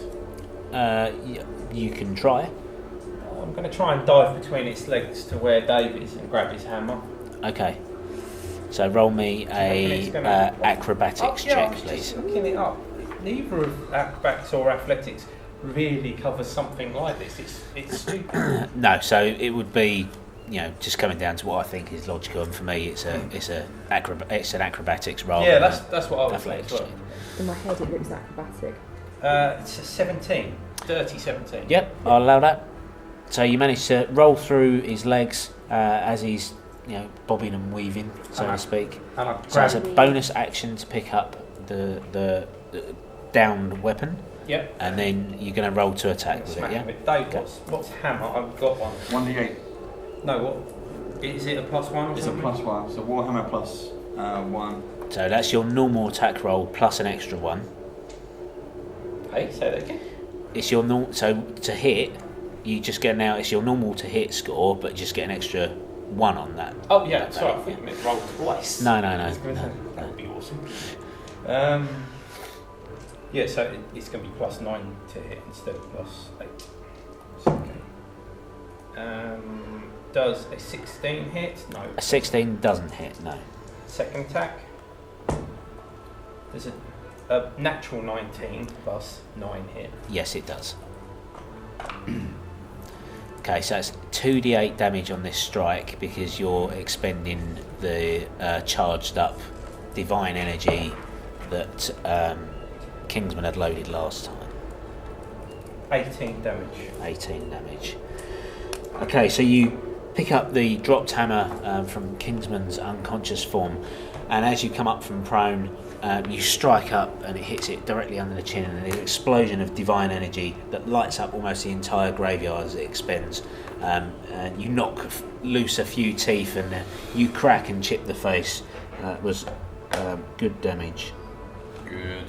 It did not like that at all, and its attention is firmly focused on you now. Maelor.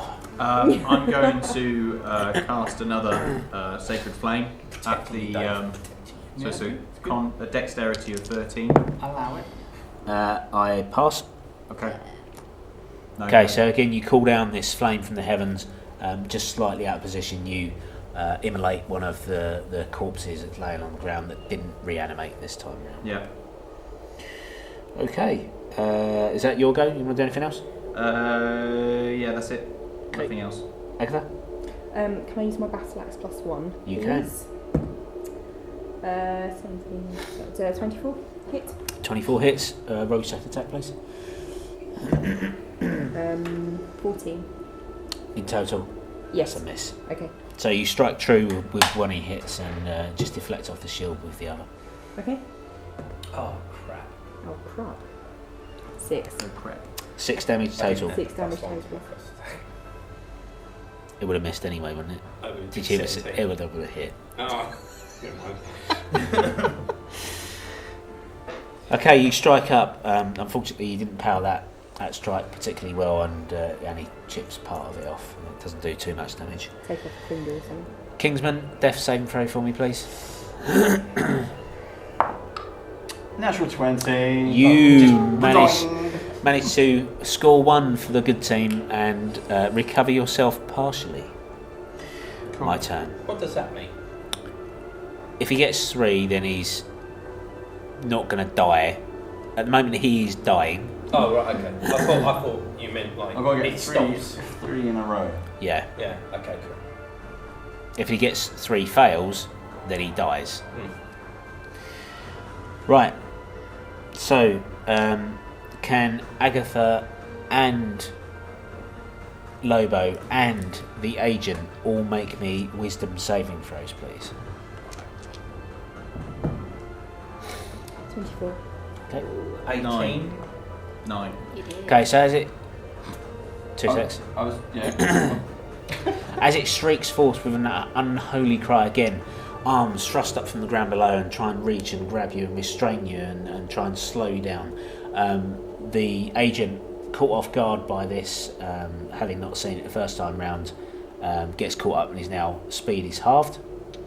And cannot take any attacks of opportunity. You two, wise to this trick now, manage to avoid it. So it takes 2 attacks on you with advantage. That is 23. Yep. And a 28.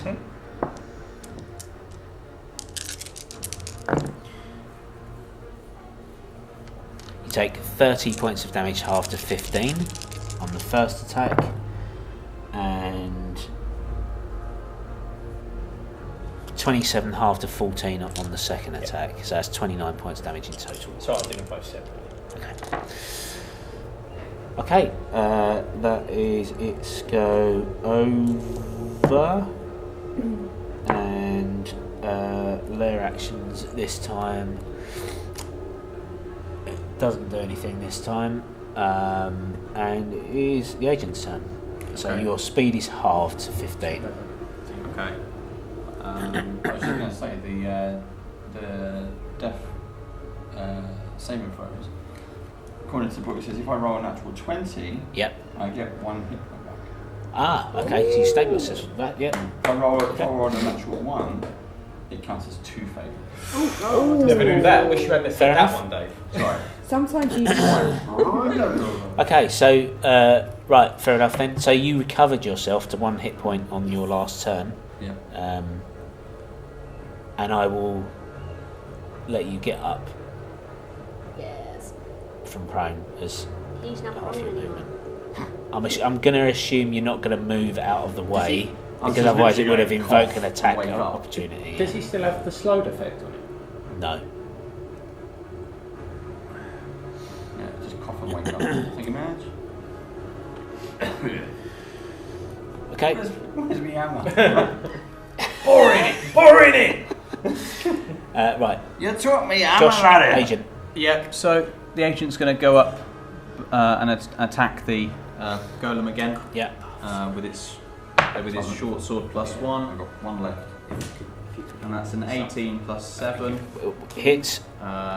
Roll your damage. 1d6. 5 + 4, so Pick 9 that points of damage. with No, the short. it hits. Oh, and It's- 46. Yeah. Yeah. Come on, Josh. I've not done this before. First time for everything.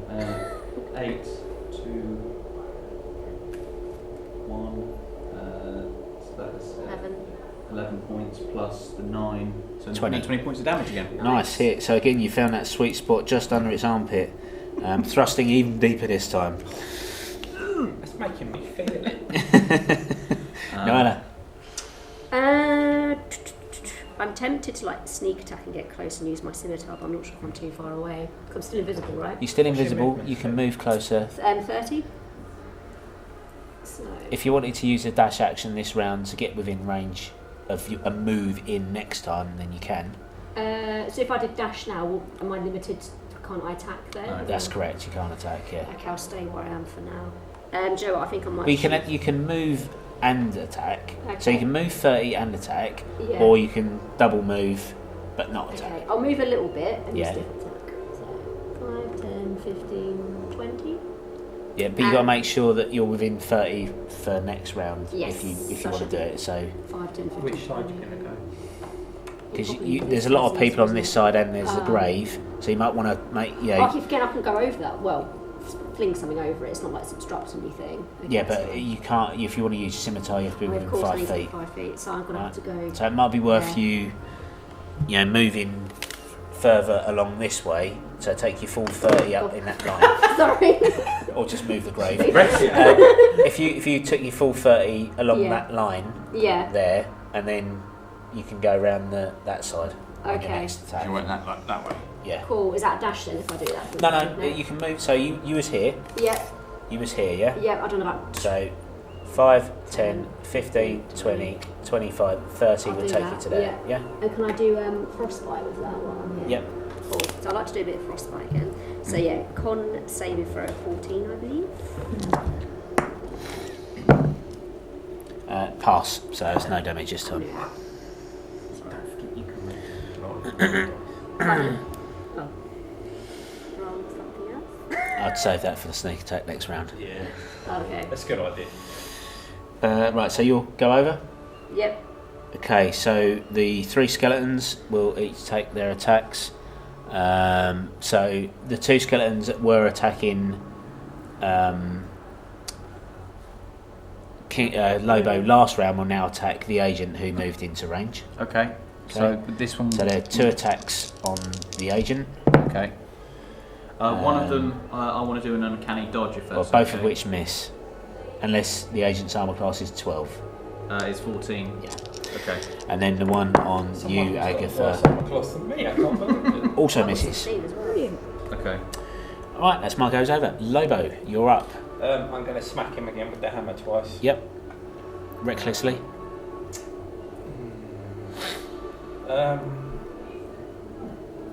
I don't know. Because I think he's got a lot more hit points left. Probably double the amount I've got. And I'm not going to survive it if I keep getting hit all the time. But then again, chances are he might hit me twice every time anyway. He so might do, yeah. yeah. Okay, I'll take a chance and just do it normally. I think.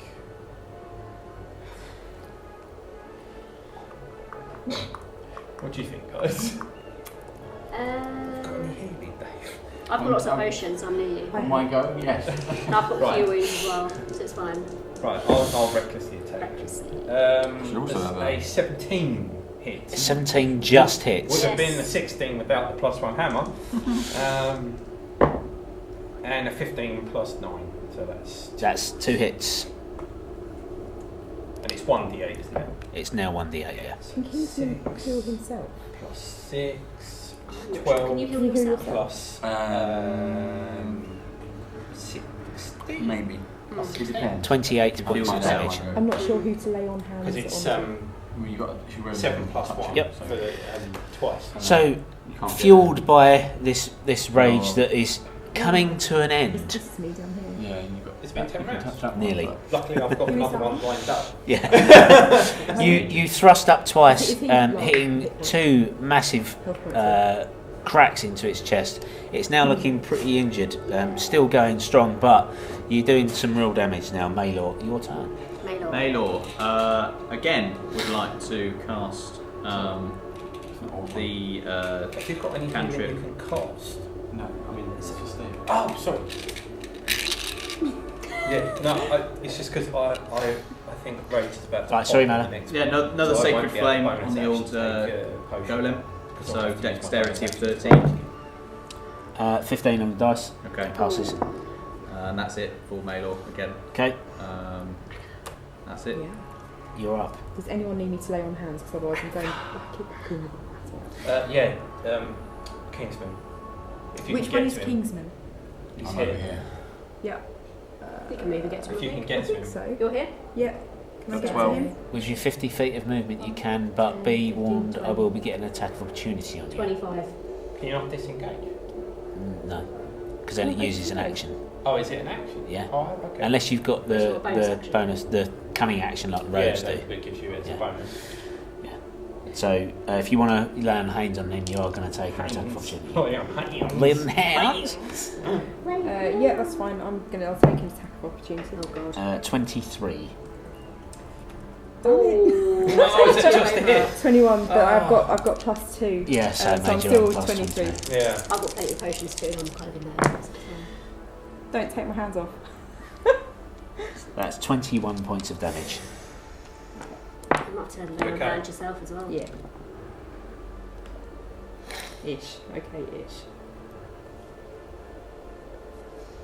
Okay, so can I lay on hands? Yeah, so you reach the now amazingly self-recovered Kingsman, who's looking pretty battered and bruised. And you approach him, lay on both hands, and channel that divine energy through your being and into him in the form of healing. How many points do you want to give him back? How about 20? So you're now on 21 hit points. Nice one. So as you channel that divine light through you into him, you see some of the wounds and the bruises and the broken bones knit themselves together and heal up and close up. Okay, you'll go over?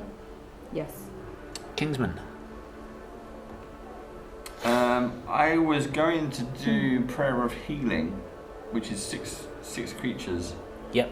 Feel free to do it on Within me. 30 feet. Yeah, that's Within a little 30 visual range. hedge. Oh, I don't think you've taken any damage. I'm taking any damage next No, time. it's the agent will be in thingy pony Agents in range. on the other side of the. I think the only person that isn't is Maelor. Yeah. Have you taken He's any not taking damage? any damage. Not really, no. No. Yeah. All good. Okay, so prayer of healing. So, at third level, so it's Yeah. 3d8 Yeah, plus my modifier.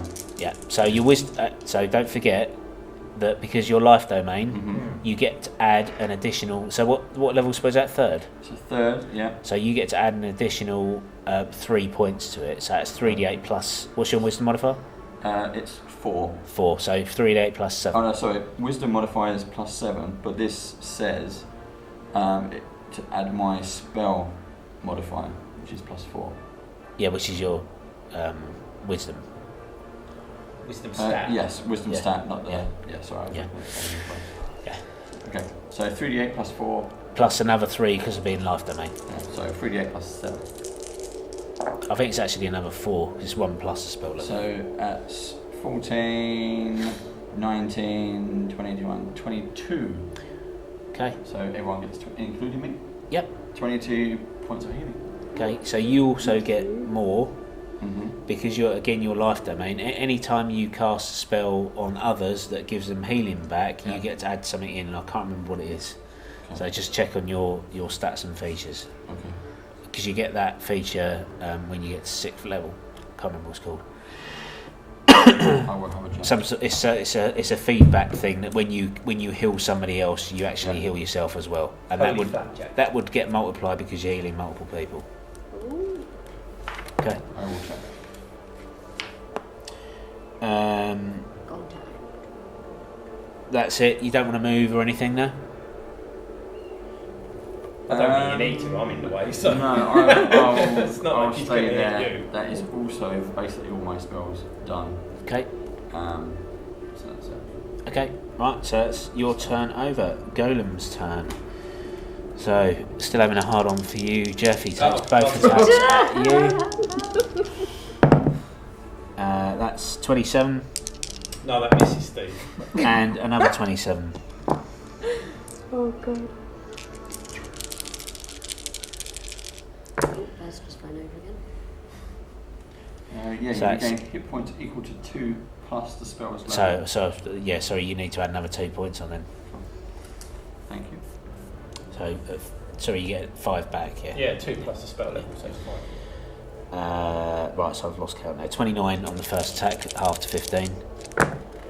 And 24 half to 12 on the second attack.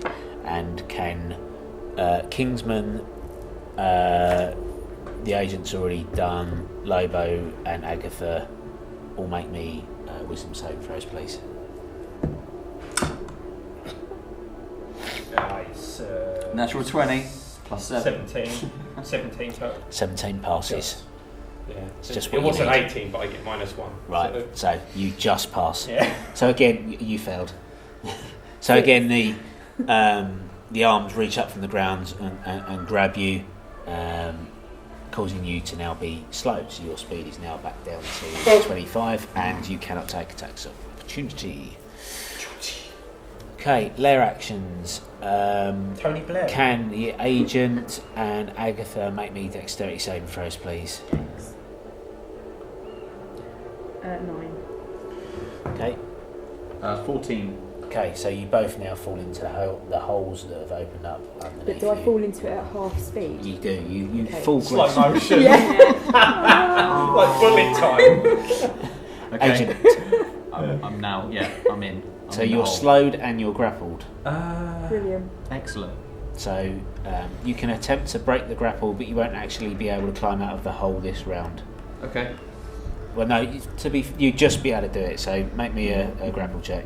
So that's strength, yeah? Yeah. So that's 14 plus 0. You pass. So you manage to claw your way at the hole, but that's it. You'll go over. Okay. Noella.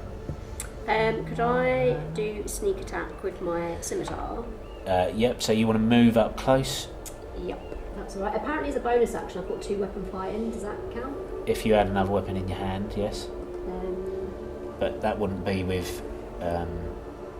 So if you've got a dagger, you can equip I've a got a dagger. dagger. Yeah, you can use Okay, the so roll your first attack for your scimitar with advantage. Oh, 7. With Start advantage. again. 2. Great. 7. 7 plus 5, which is 12. Okay, so that misses. So you miss with scimitar. Now Okay. with your dagger. Do I get advantage on the dagger as well? Yeah. Oh, 8 in that one. So 8 plus 5. No, you don't get to take your proficiency with that one. Okay. So it's just a dexterity bonus. So that's not as high. Okay, cool. So unfortunately, you miss with Miss both. So you take a swing with your scimitar and a thrust with your dagger, but unfortunately, you miss with both, not even touching the creature. Just blindly playing. Okay, and the cultists. So they shamble round towards Agatha. I think the one that was there will take a swing at Lobo and misses. The other two move round towards Agatha. Can they reach me at the bottom of the grave? No, but they'll just move around, waiting for you to come up. Great. And Lobo, you're up. I'm going to attack him again.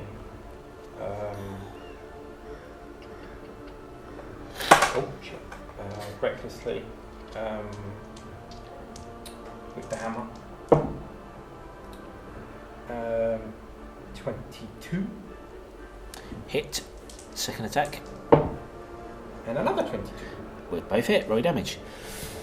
So again, you thrust forward with this borrowed hammer that you know is magical and managing to channel all of your power, all of your rage into each blow. 7 plus 16. Steve, maths it. 23 points of damage. Glad you paused as well. Okay, you're really starting to do some serious damage to this creature now. It's got cracks over most of its body. It's got frost. It's got scratch marks. It's got arrows sticking out of it. Oh, was that the 10th round as well? No, this 10th round will be The starting next the next one. Yeah. Okay, so you Just in you case can I forget, at the you- clock of the 10, Yeah. I'll re-rate. you can feel the rage now ebbing away from you. Yep. You start to feel that exhaustion, that tinge of post-adrenaline rush starting to kick in. Maelor, you'll go. So Maelor is going to. Moving closer now that the scent of the kill is upon his nostrils. I will finish you! 15, 20. Move in range of the cultist, and out of his robe will get the teacup and put it on his head and say, "It's tea time." Okay, so you invoke the power of tea. The teacup becoming a helmet, the spoon becoming a magical short sword, and the saucer becoming a shield that is now equipped on your arm. A now buff overlay of what Maelor might look like if he spent a lot of time at the gym. Manifests itself over your form. You get 50 temporary hit points. Yeah. And you can now wield short sword and shield with some acumen. Yeah.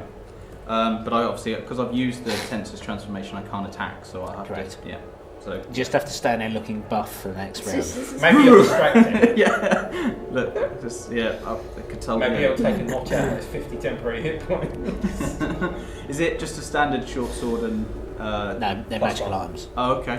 So it counts as a shield +1 and a short sword +1. Cool. Okay.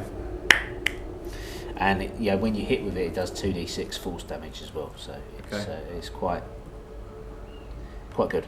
Excellent. Agatha. How can I get out of the grave? So it's an athletics check, Okay. and then half your movement. So again, because you're slowed, because you're slowed to 25, so you're I was fine. slowed already. Okay. Yeah, Right. you're fine. So athletics check. 24. You pass. You beat me. So you climb out, costs you half your movement. So Okay. you've got 12 feet of movement left. Okay. Oh, I'm over the other side now, aren't I? Am I in range to attack Yeah. the golem? No. You see, because this side of it is quite crowded because everybody's on this Yeah. side, including Come round here. one of the skeletons. You're going to have to move around the other side Yeah. really to get a melee attack 5, in. 10, 15, 20. Have I got my... No, so So I can you're move 12? you can move 25. You're at 12 feet, effectively 10 feet 10 of movement feet. left. Dave's technically there.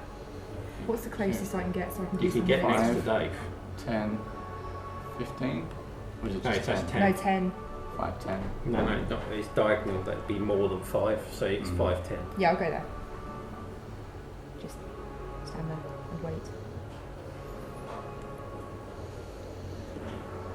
Weren't there skeletons waiting around the grave? No, they're over here. Oh, okay, that's fine. They're about to kick Noella's ass. Sorry, no. It's invisible. It's invisible. No. They can't see your eyes. It should be fine. Okay, Yeah. Kingsman. Yep. I will. Can I back up or disengage if he's going to hit You me? can disengage, yeah, but that means that's your action done. Yeah. Bonus action. Cost a spell as bonus action. Not every spell. Not a cantrip. No. Give me back me hammer, laddie. Haven't you still got spiritual illness on there? Did it drop? It dropped when Oh, he it's drops. gone. I'll use Sacred Flame again and just cool down some. Okay, so you're going to stay where you are, not I'll stay where I disengage. am, yeah. So it's a wisdom saving throw, yeah? Dexterity saving throw. Okay, I failed. Yay! Yes. 2d8 damage. So maybe Good. No, Big it's Dave only, finishes it. one. Because it's a cantrip. How much? It's a cantrip, so it's only one. Yeah, but it goes up when you get Oh, above with 5th level. Yep, sorry, yeah, you're right. 2. 5, 6, 7, 8. Plus. No, it's not plus anything. It's just 2d8. Okay, yeah, it's 8. That's not bad though. That's quite good for a cantrip, isn't it? It's good Yeah. damage. Okay, so you call forth this radiant energy from the heavens. Yeah. You do start to notice on the horizon dawn beginning to break, which again fills you with sort of inspiration that at least somebody is watching down on, following your plight. Okay. It's Golem's go. Go now. So he's going to. Hey, John. That is an 18 Yeah. and a 26.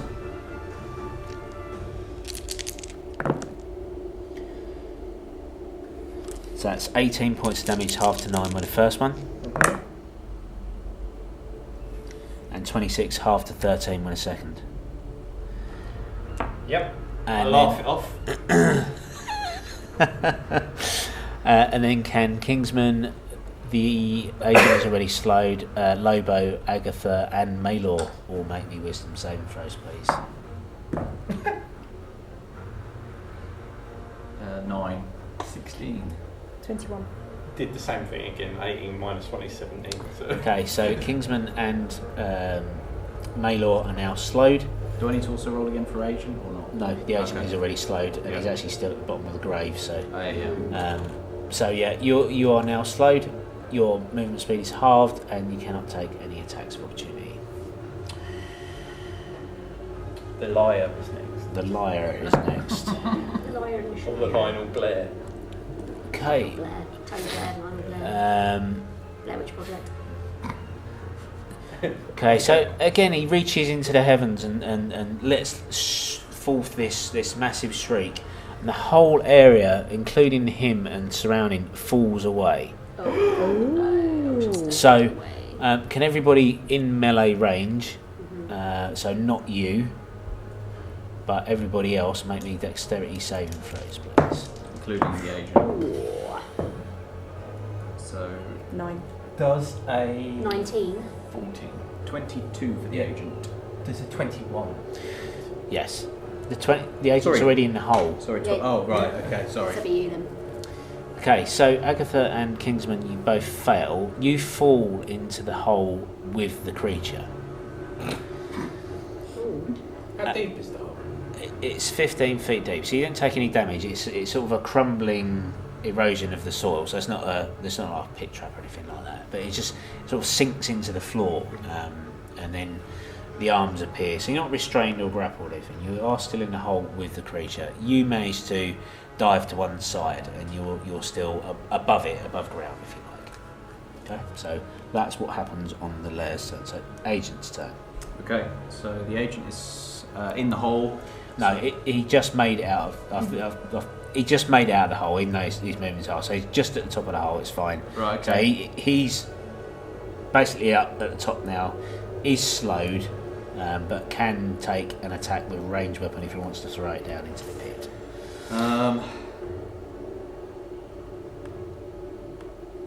Could he potentially climb down into the hole?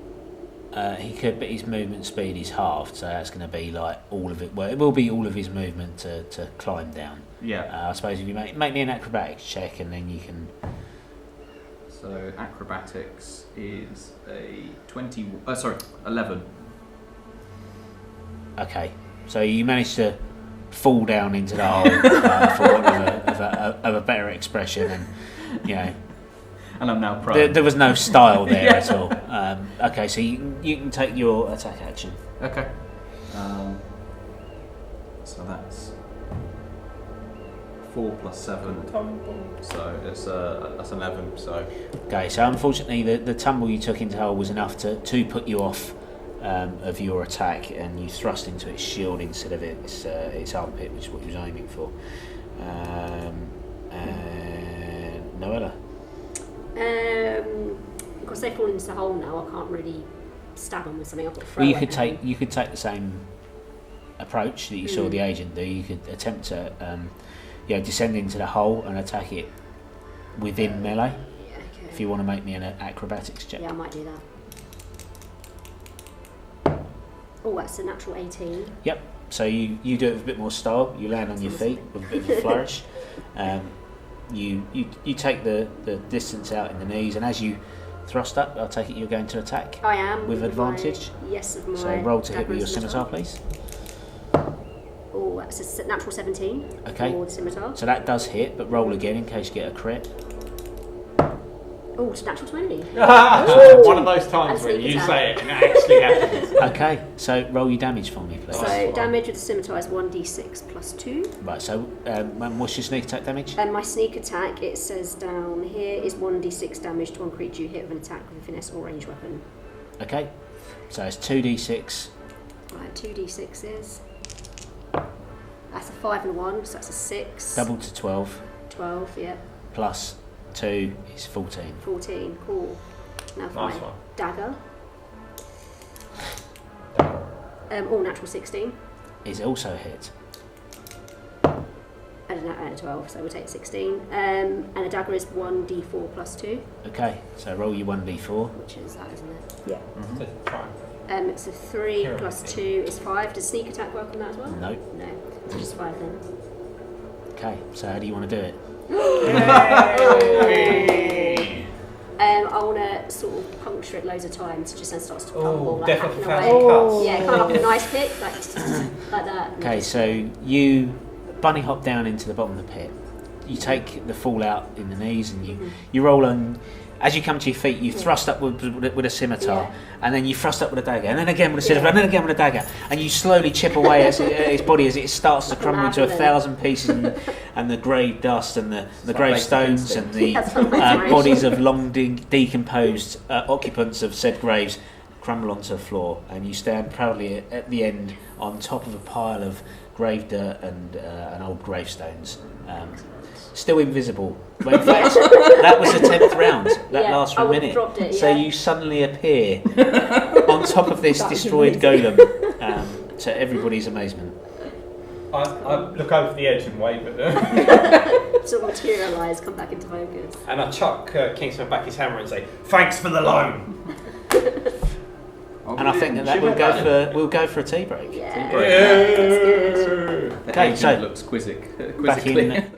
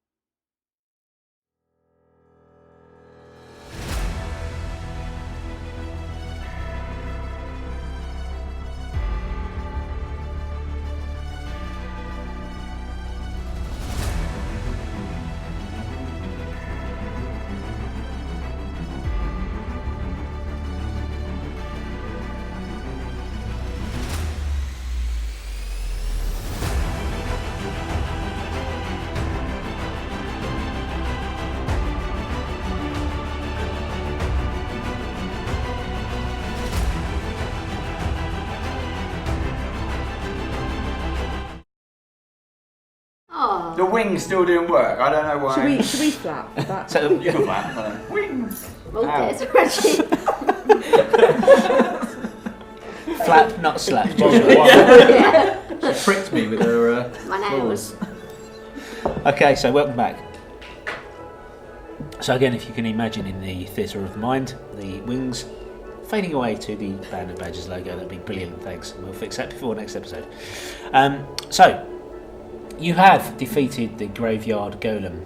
Its remains lie before you, and Noella stands triumphant atop its once assembled form. The skeletons which were plaguing you as you fought against this large and powerful creature now crumble to dust and blow away as the dawn strikes on the horizon, and you take stock of what's just happened, what you've just lived through, and how you're going to proceed. Oh. What would you like to do next? Do we need to cut through this graveyard thing? Carry on walking straight? I think I need a leg up to get out of the grave. Yeah, what's just that stopping I'll lower down my hook and chain and help them up. Okay. Thank you. So you spend a few minutes getting everybody out of the sizable hole that's in the centre of the grave. Should we drag it up? Merrix is still unconscious. He's still inside the church. And can we have the agent and Noella and you make a perception check? Oh, damn. 16 total. That is a 28. Bloody hell. I got a 7. Okay. So the keen eyes of our changeling member of the group notices a small glint as, let's say, the dawn breaks the horizon. The light hits the large sarcophagus that is over in the corner there, underneath the camera. Oh, there's a Here. So during your epic battle, cracks started to appear all across the stonework as the golem shrieked its way into causing these graves to appear across the ground. That last one, that large hole that he created as an attempt to escape, did actually crack the doorway. And you can see behind sparkling, distinctive telltale signs of gold behind that door. There would be gold. Nicey. Let's Can I plunder it. vote that we go in that direction? That's good.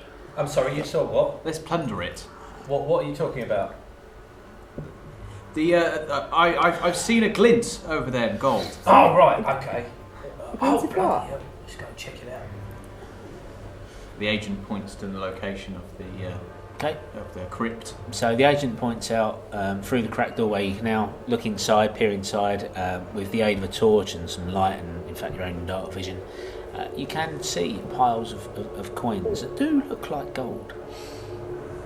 Should we check for traps before we go in? You can do. That'll be. That's not a I'll bad idea. probably do that as the agent. Perception or something to check for general traps in the area or not. Or, It's investigation. yeah, investigation.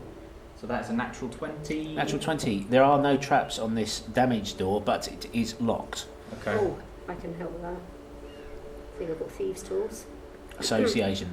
Yeah, I'll also. We'll both roll, and whoever's highest will attempt.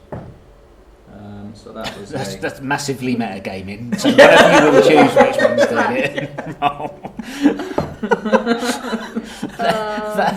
We'll both side by side do it. In terms of metagaming, that is only superseded by deciding to put a longbow plus 3.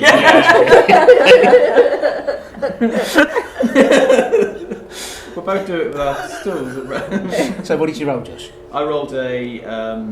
So it's, with Thieves' Tools, you get to add your proficiency bonus to whatever you rolled. Is that sleight of hand? No. Oh. What is my proficiency? That would be. I don't know. It's. It's 3. Yeah, so that'll be 11 for me. Okay, so unfortunately you can't quite find the right position for your Thieves' Tools to undo the lock. I only got a 12. So That's it. What was saying? Hold up my own mental. Yeah. So, do you get your channel do you get your channel divinities back when you take a short rest? I Yes, but I've still got one slot. I had two. I used one. That was it. Yeah, but you also use one on the safe in the professor's room. Oh, yes. Okay. Yeah, so I've got none, but I do get it back on a short rest. Okay, so you would have recovered it when you took short rest recovered that, so that's fine. So yes, you approach it, you channel your divinity through your gauntlet, and the small needle-like claws and hands appear, working effectively under the lock. You hear it, and because of the damage done to the bottom of the door, one side slowly swings open, and before you is a cornucopia of treasure and coins, which we will start to consult in the Dungeon Master's Guide, and I believe in Chapter 7, Treasure. Does it look like it's, like the bad guys have used this as a storage, or this would be All their loot. family loot? So, depending on what you roll, this will be, you believe, the spoils from raided graves and family vaults and crypts, and treasured belongings that have been buried with, people from a very long time ago, family ancestors and stuff like that. You think there's been a fair deal of grave robbing been going on for quite a long time, judging from the amount of loot they've got stored here. Why didn't we think of doing that? Well, we're not grave robbers. Partial to a little bit of grave robbing ability. Right, so if you can throw me down the Dungeon Master's Guide, please. Thank you very much. What does the Master's Guide look like, Steve? It looks like that. Wow. Wow, very purple. And it has a lich on the front, Nice. because obviously Dungeon Masters are synonymous with getting everyone killed. Yeah. Therefore, we're all liches. A little bit harsh, but Why can we have something cheery on the DMG? Because we're nice guys, really. Anyway, enough with the Enough with the pleasantries. So we're going Get on to with go to Chapter 7. And me getting something in books. It obviously takes much longer than me getting it up on D&D Beyond. And you can, of course, get it up on D&D Beyond, should you so desire. But if you wish to go to the DMG and look this up for yourself, it's Chapter 7. Starts on page 133. And we are going to roll upon the random treasure table for a treasure hoard. Now, the creature that you have just defeated is challenge rating 12, so we are actually going to be rolling on the treasure hoard table for challenge ratings 11 through to 16. Very nice. Okay, so What does that mean? it means we might actually get some half decent stuff. Ooh. The good tables. who's going to write this stuff down and who's going to roll? I've got the bank, so we just stick it in there. If anyone shouts that they want it, just have it. Okay. Shall I roll? What was it they You can roll, shouted in yeah. Orchid Dead? and something? What do I need to roll? It's That that got weird it, one isn't with double digits on it. Was Yeah. it? This is the yeah, percentage yeah. one, isn't Yes. it? Remember? The claims. Yeah. Yeah. Does the 00 mean 100? Mm-hmm. I think you also need to do a D10 as well for the D100. Yeah, because obviously that. And that needs to hit Yeah, so if a it's zero like as well. smaller numbers, So I need to just roll them together. roll them together. Yeah, Yeah. and hopefully get 2 zeros. 8 and 40. So 48%? Is that what that means? Yeah. Yeah. 48. 80-40. Right. First off, coins. You find a substantial pile of gold and platinum coins. So remember that 48%. We'll come Okay. back to that. I'm going to write it down because I need to get. So can you roll me 4d6, please?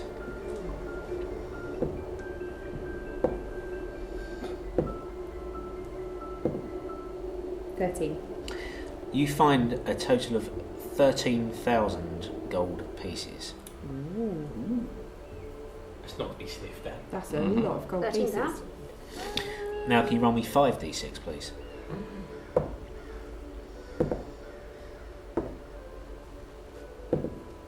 $14. So you find a total of 1,400 platinum pieces. 1,100. 1,400 1,400. Don't do us that platinum someday. pieces. Poppy's a rest. Okay, so that's it for the coins. And now what we're going to do is we're going to roll that D percentage, which you scored 48. Yep. For gem and art objects, Okay. Gem or art objects, I should say, and magical items. So with a score of 48, you find a small pile of gems. So you can roll 3d6 for me, please. 3d6. Ooh. 10. You find 10 gems. If you roll me a d20, 11. you believe they're worth in the range of 800 to 1,000 gold pieces each. Oh. How many were there? Write it 10. down, Dave. I didn't. Sorry. In my own words, say that There's again. 10 gems 10 gems. worth between 800 and 1,000? Yes. Worth between 800 and 1,000 each. Okay. What colour are they? We'll say they're diamonds. Well, they're a mixture of diamonds, emeralds, and rubies. Diamonds are a person's best friend. I'll go with you. Okay, and now for magical items, if you could roll me 1d6, please. Put those diamonds in your magical longbow. 1d6. Okay, so you find 4 items from magical item table C. Is this just Agatha? Or, No, it's us as a group. yeah. Is it group roll or is it individual? So we'll do 2 rolls because of the power level of the creature. Alright, so that's the total amount of coins you find, for everyone. and we'll then have another couple of rolls for the other items, okay? So 4 items, yeah? So you find 4 items from magical item table C, so we're now going to consult magical item table C, which is on page 145 of DMG, so if you can make me 4 percentage rolls, please. Just So find the I need removable both rod, of that's these great. dice. Both of them, and you read me the double digit one first, Okay. and then the single digit one. 92. 92. Yeah. So you find a set of chimes. So like a wind chime, but Okay. instead of there being the ball and the thing round the outside, it's like the 2 little symbols on a piece of string that you would find in like a Himalayan temple. Okay. Okay, so that's a chime. Have you written that I down? haven't written that down. Right. Chimes. We could always watch it back, I suppose. Yeah. Chime.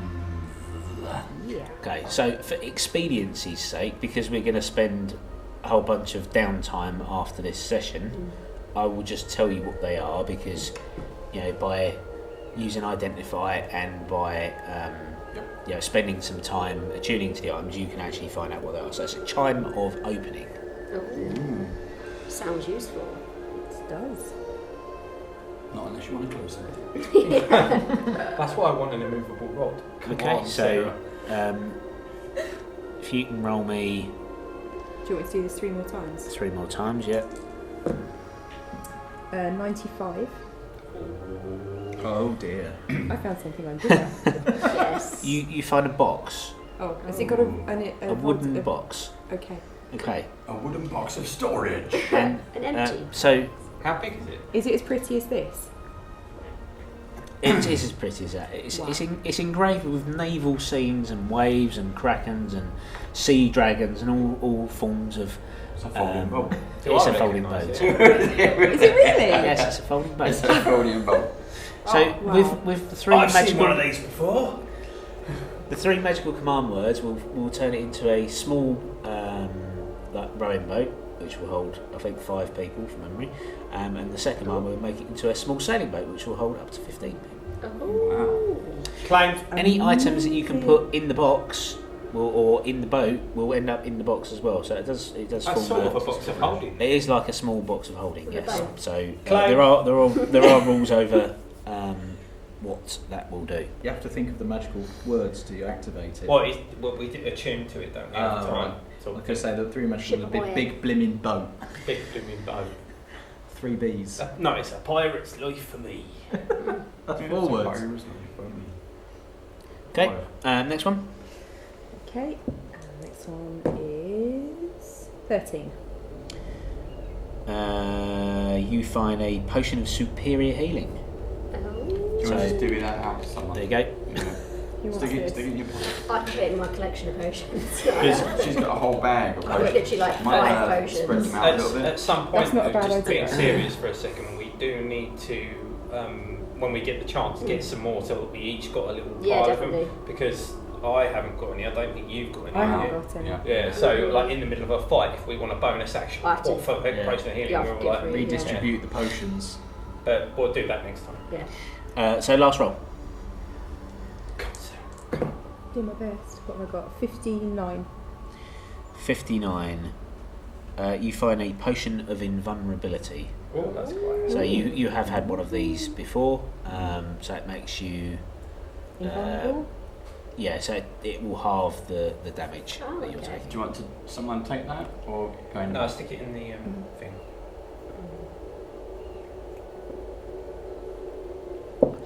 Okay, so what we'll do is we'll do 2 more rolls. So who wants to go next?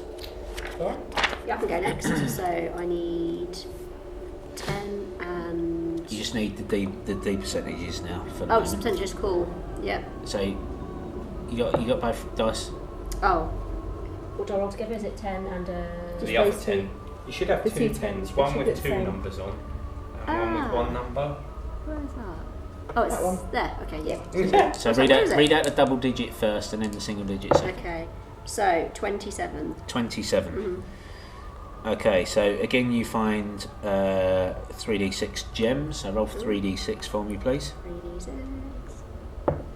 3. And a 6. So 6 plus 6 is 12.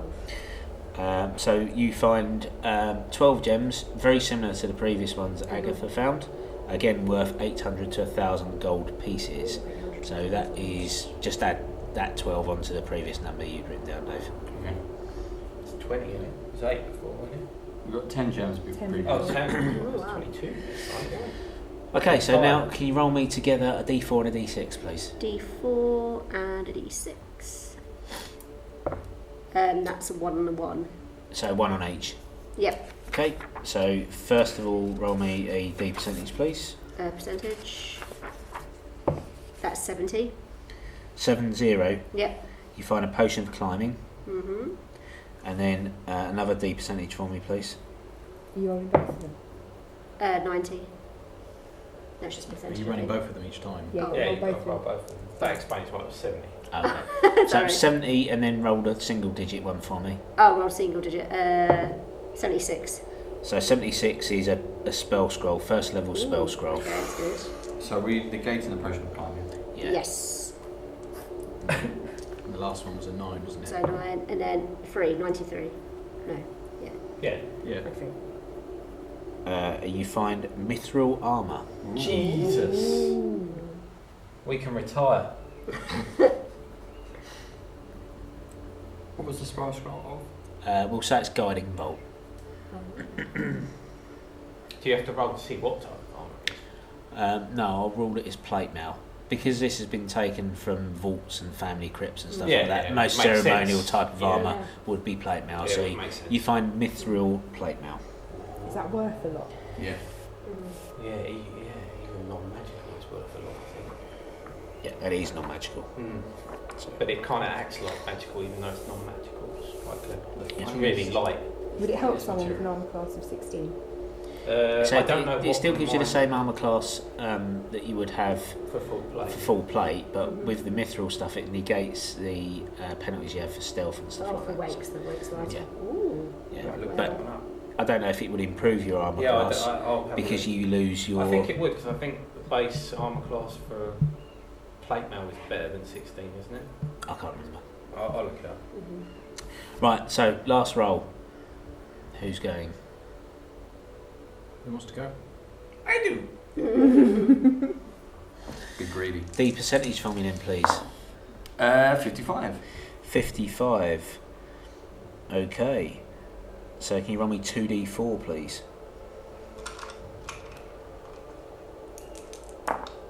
4, 5, 6, 7. You find 7 art objects. So this ranges from family urns, vases, and portraits.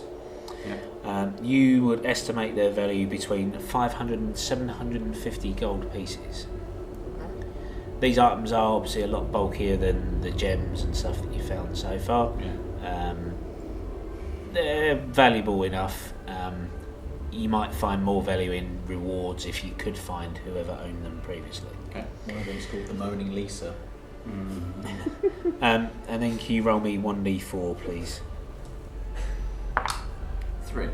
Okay, so 3 times on magical item table D, which again is on page 145, DMG. So can you roll me 3 times, please? Okay. 90. Spot on.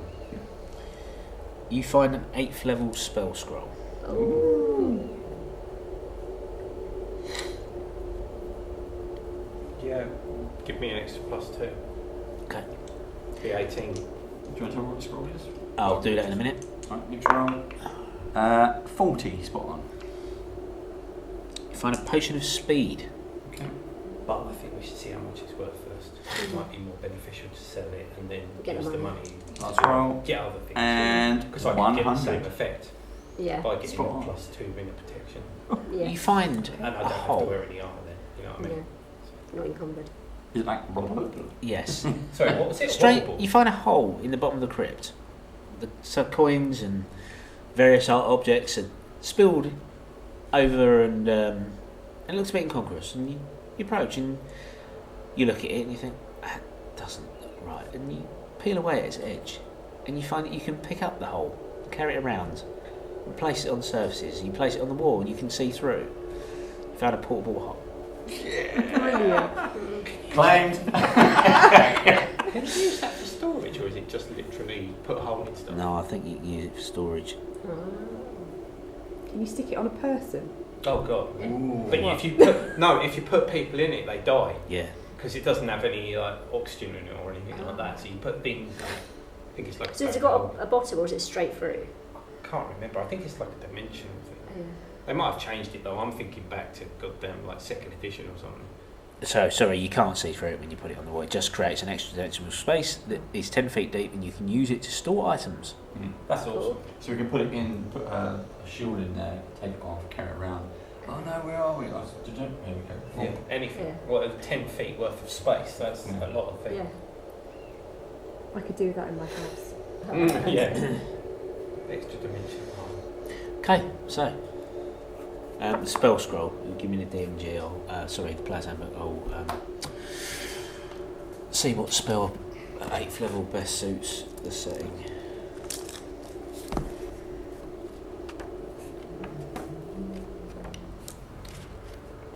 What type of spell is it going to be though? Do they have to roll to see if it's a wizard or No. a sorcerer? Or... I mean, the most obvious choice it would be a divine spell rather than an arcane spell. And did we go up a level? We'll do that when we get to the end of the session.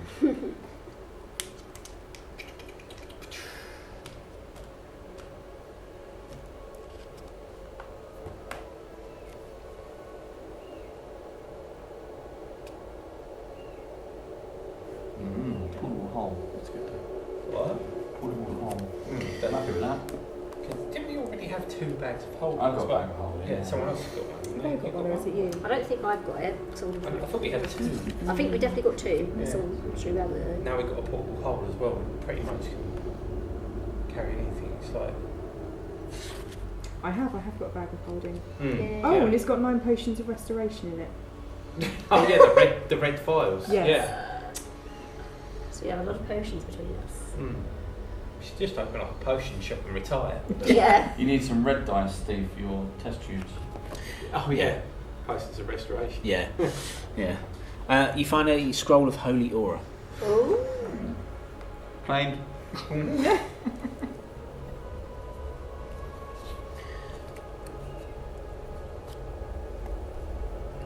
Okay, so you loot the vault, and again for expediency's sake, because I do want to finish early tonight, you manage to extract the coins, fill up whichever bag of holdings you have, And you have, portable hole. and the portable hole, and you do manage to you can put the last of the art objects in the folding boat once you've figured out how it works. So you do have the means necessary to carry the entirety of this treasure haul away with you. You make your way back to the administration area, to the front administration building, and you call for a local airship to take you back to the D'Cannith compound. And I would like to finish the session there. Like I say, I drove up from Longleat this morning, so I didn't finish early. It's just down the road. So I was going to just role play out what happens next, but we'll do that at the beginning of next session. So there will be an extended period of downtime now, and I'll explain more later, but between now and next session, if you want to read up on what you can do in downtime, then you can check out the Dungeon Master's Guide. Obviously, as a wizard, you can create items, you can scribe the spells that you've potentially lost by the loss of your spellbook that you still have in your memory, using the inks into your new spellbook. I'll give you the contents of that new spellbook for your new spells, so you can tidy your character sheet up. If you do want to make any items, there will be time to do that. There will be time to decide the shop, obviously, and do that. And we'll do that at the start of the next session. And I'll explain what happens in terms of where the group's going next, and so on and so forth at the next session. So if you can come to next session with an idea of what you want to do in that downtime, I'll tell you where it is in the DMG. It's chapter 6, I think, from memory. Would it be worth doing some of it offline? We can do some of it offline as well, yeah. So chapter 6, Between Adventures. So you will have access to the DMG through the D&D Beyond sharing function. D&D Beyond. So if you want to read up on downtime there and have an idea of what you want to do, and then we can role play out that at the end of the next session, that'd be great. Otherwise, we'll finish it there. Did we level? Yes, you levelled. Yeah. Well, you technically haven't levelled now. You will be levelling at the end of the downtime, but rather than trying to level up during a session, it's probably best we'll we just get do out it the way. now. Probably best. So you will be level 9 coming to the next session. Cool. Well, certainly by the time you reach the next combat. So, wrapping up there, thank you very much for joining us. Thank you very much to critic.co.uk and Dominic and all the guys down there who supply us with our brand new lovely DM shield that's in front of me at the moment. We're also be giving away dice in future sessions. So we have a batch of dice called Spirit of the Animal, provided by critic.co.uk. Again, thank you, Dominic and the team. And we will, as part of the exclusive Kickstarter, so they sent us a badge, and we'll be giving those out in future episodes. Right. Live. Thank you very much. Thank you for joining us, and see you in 2 weeks. Bye. Thanks.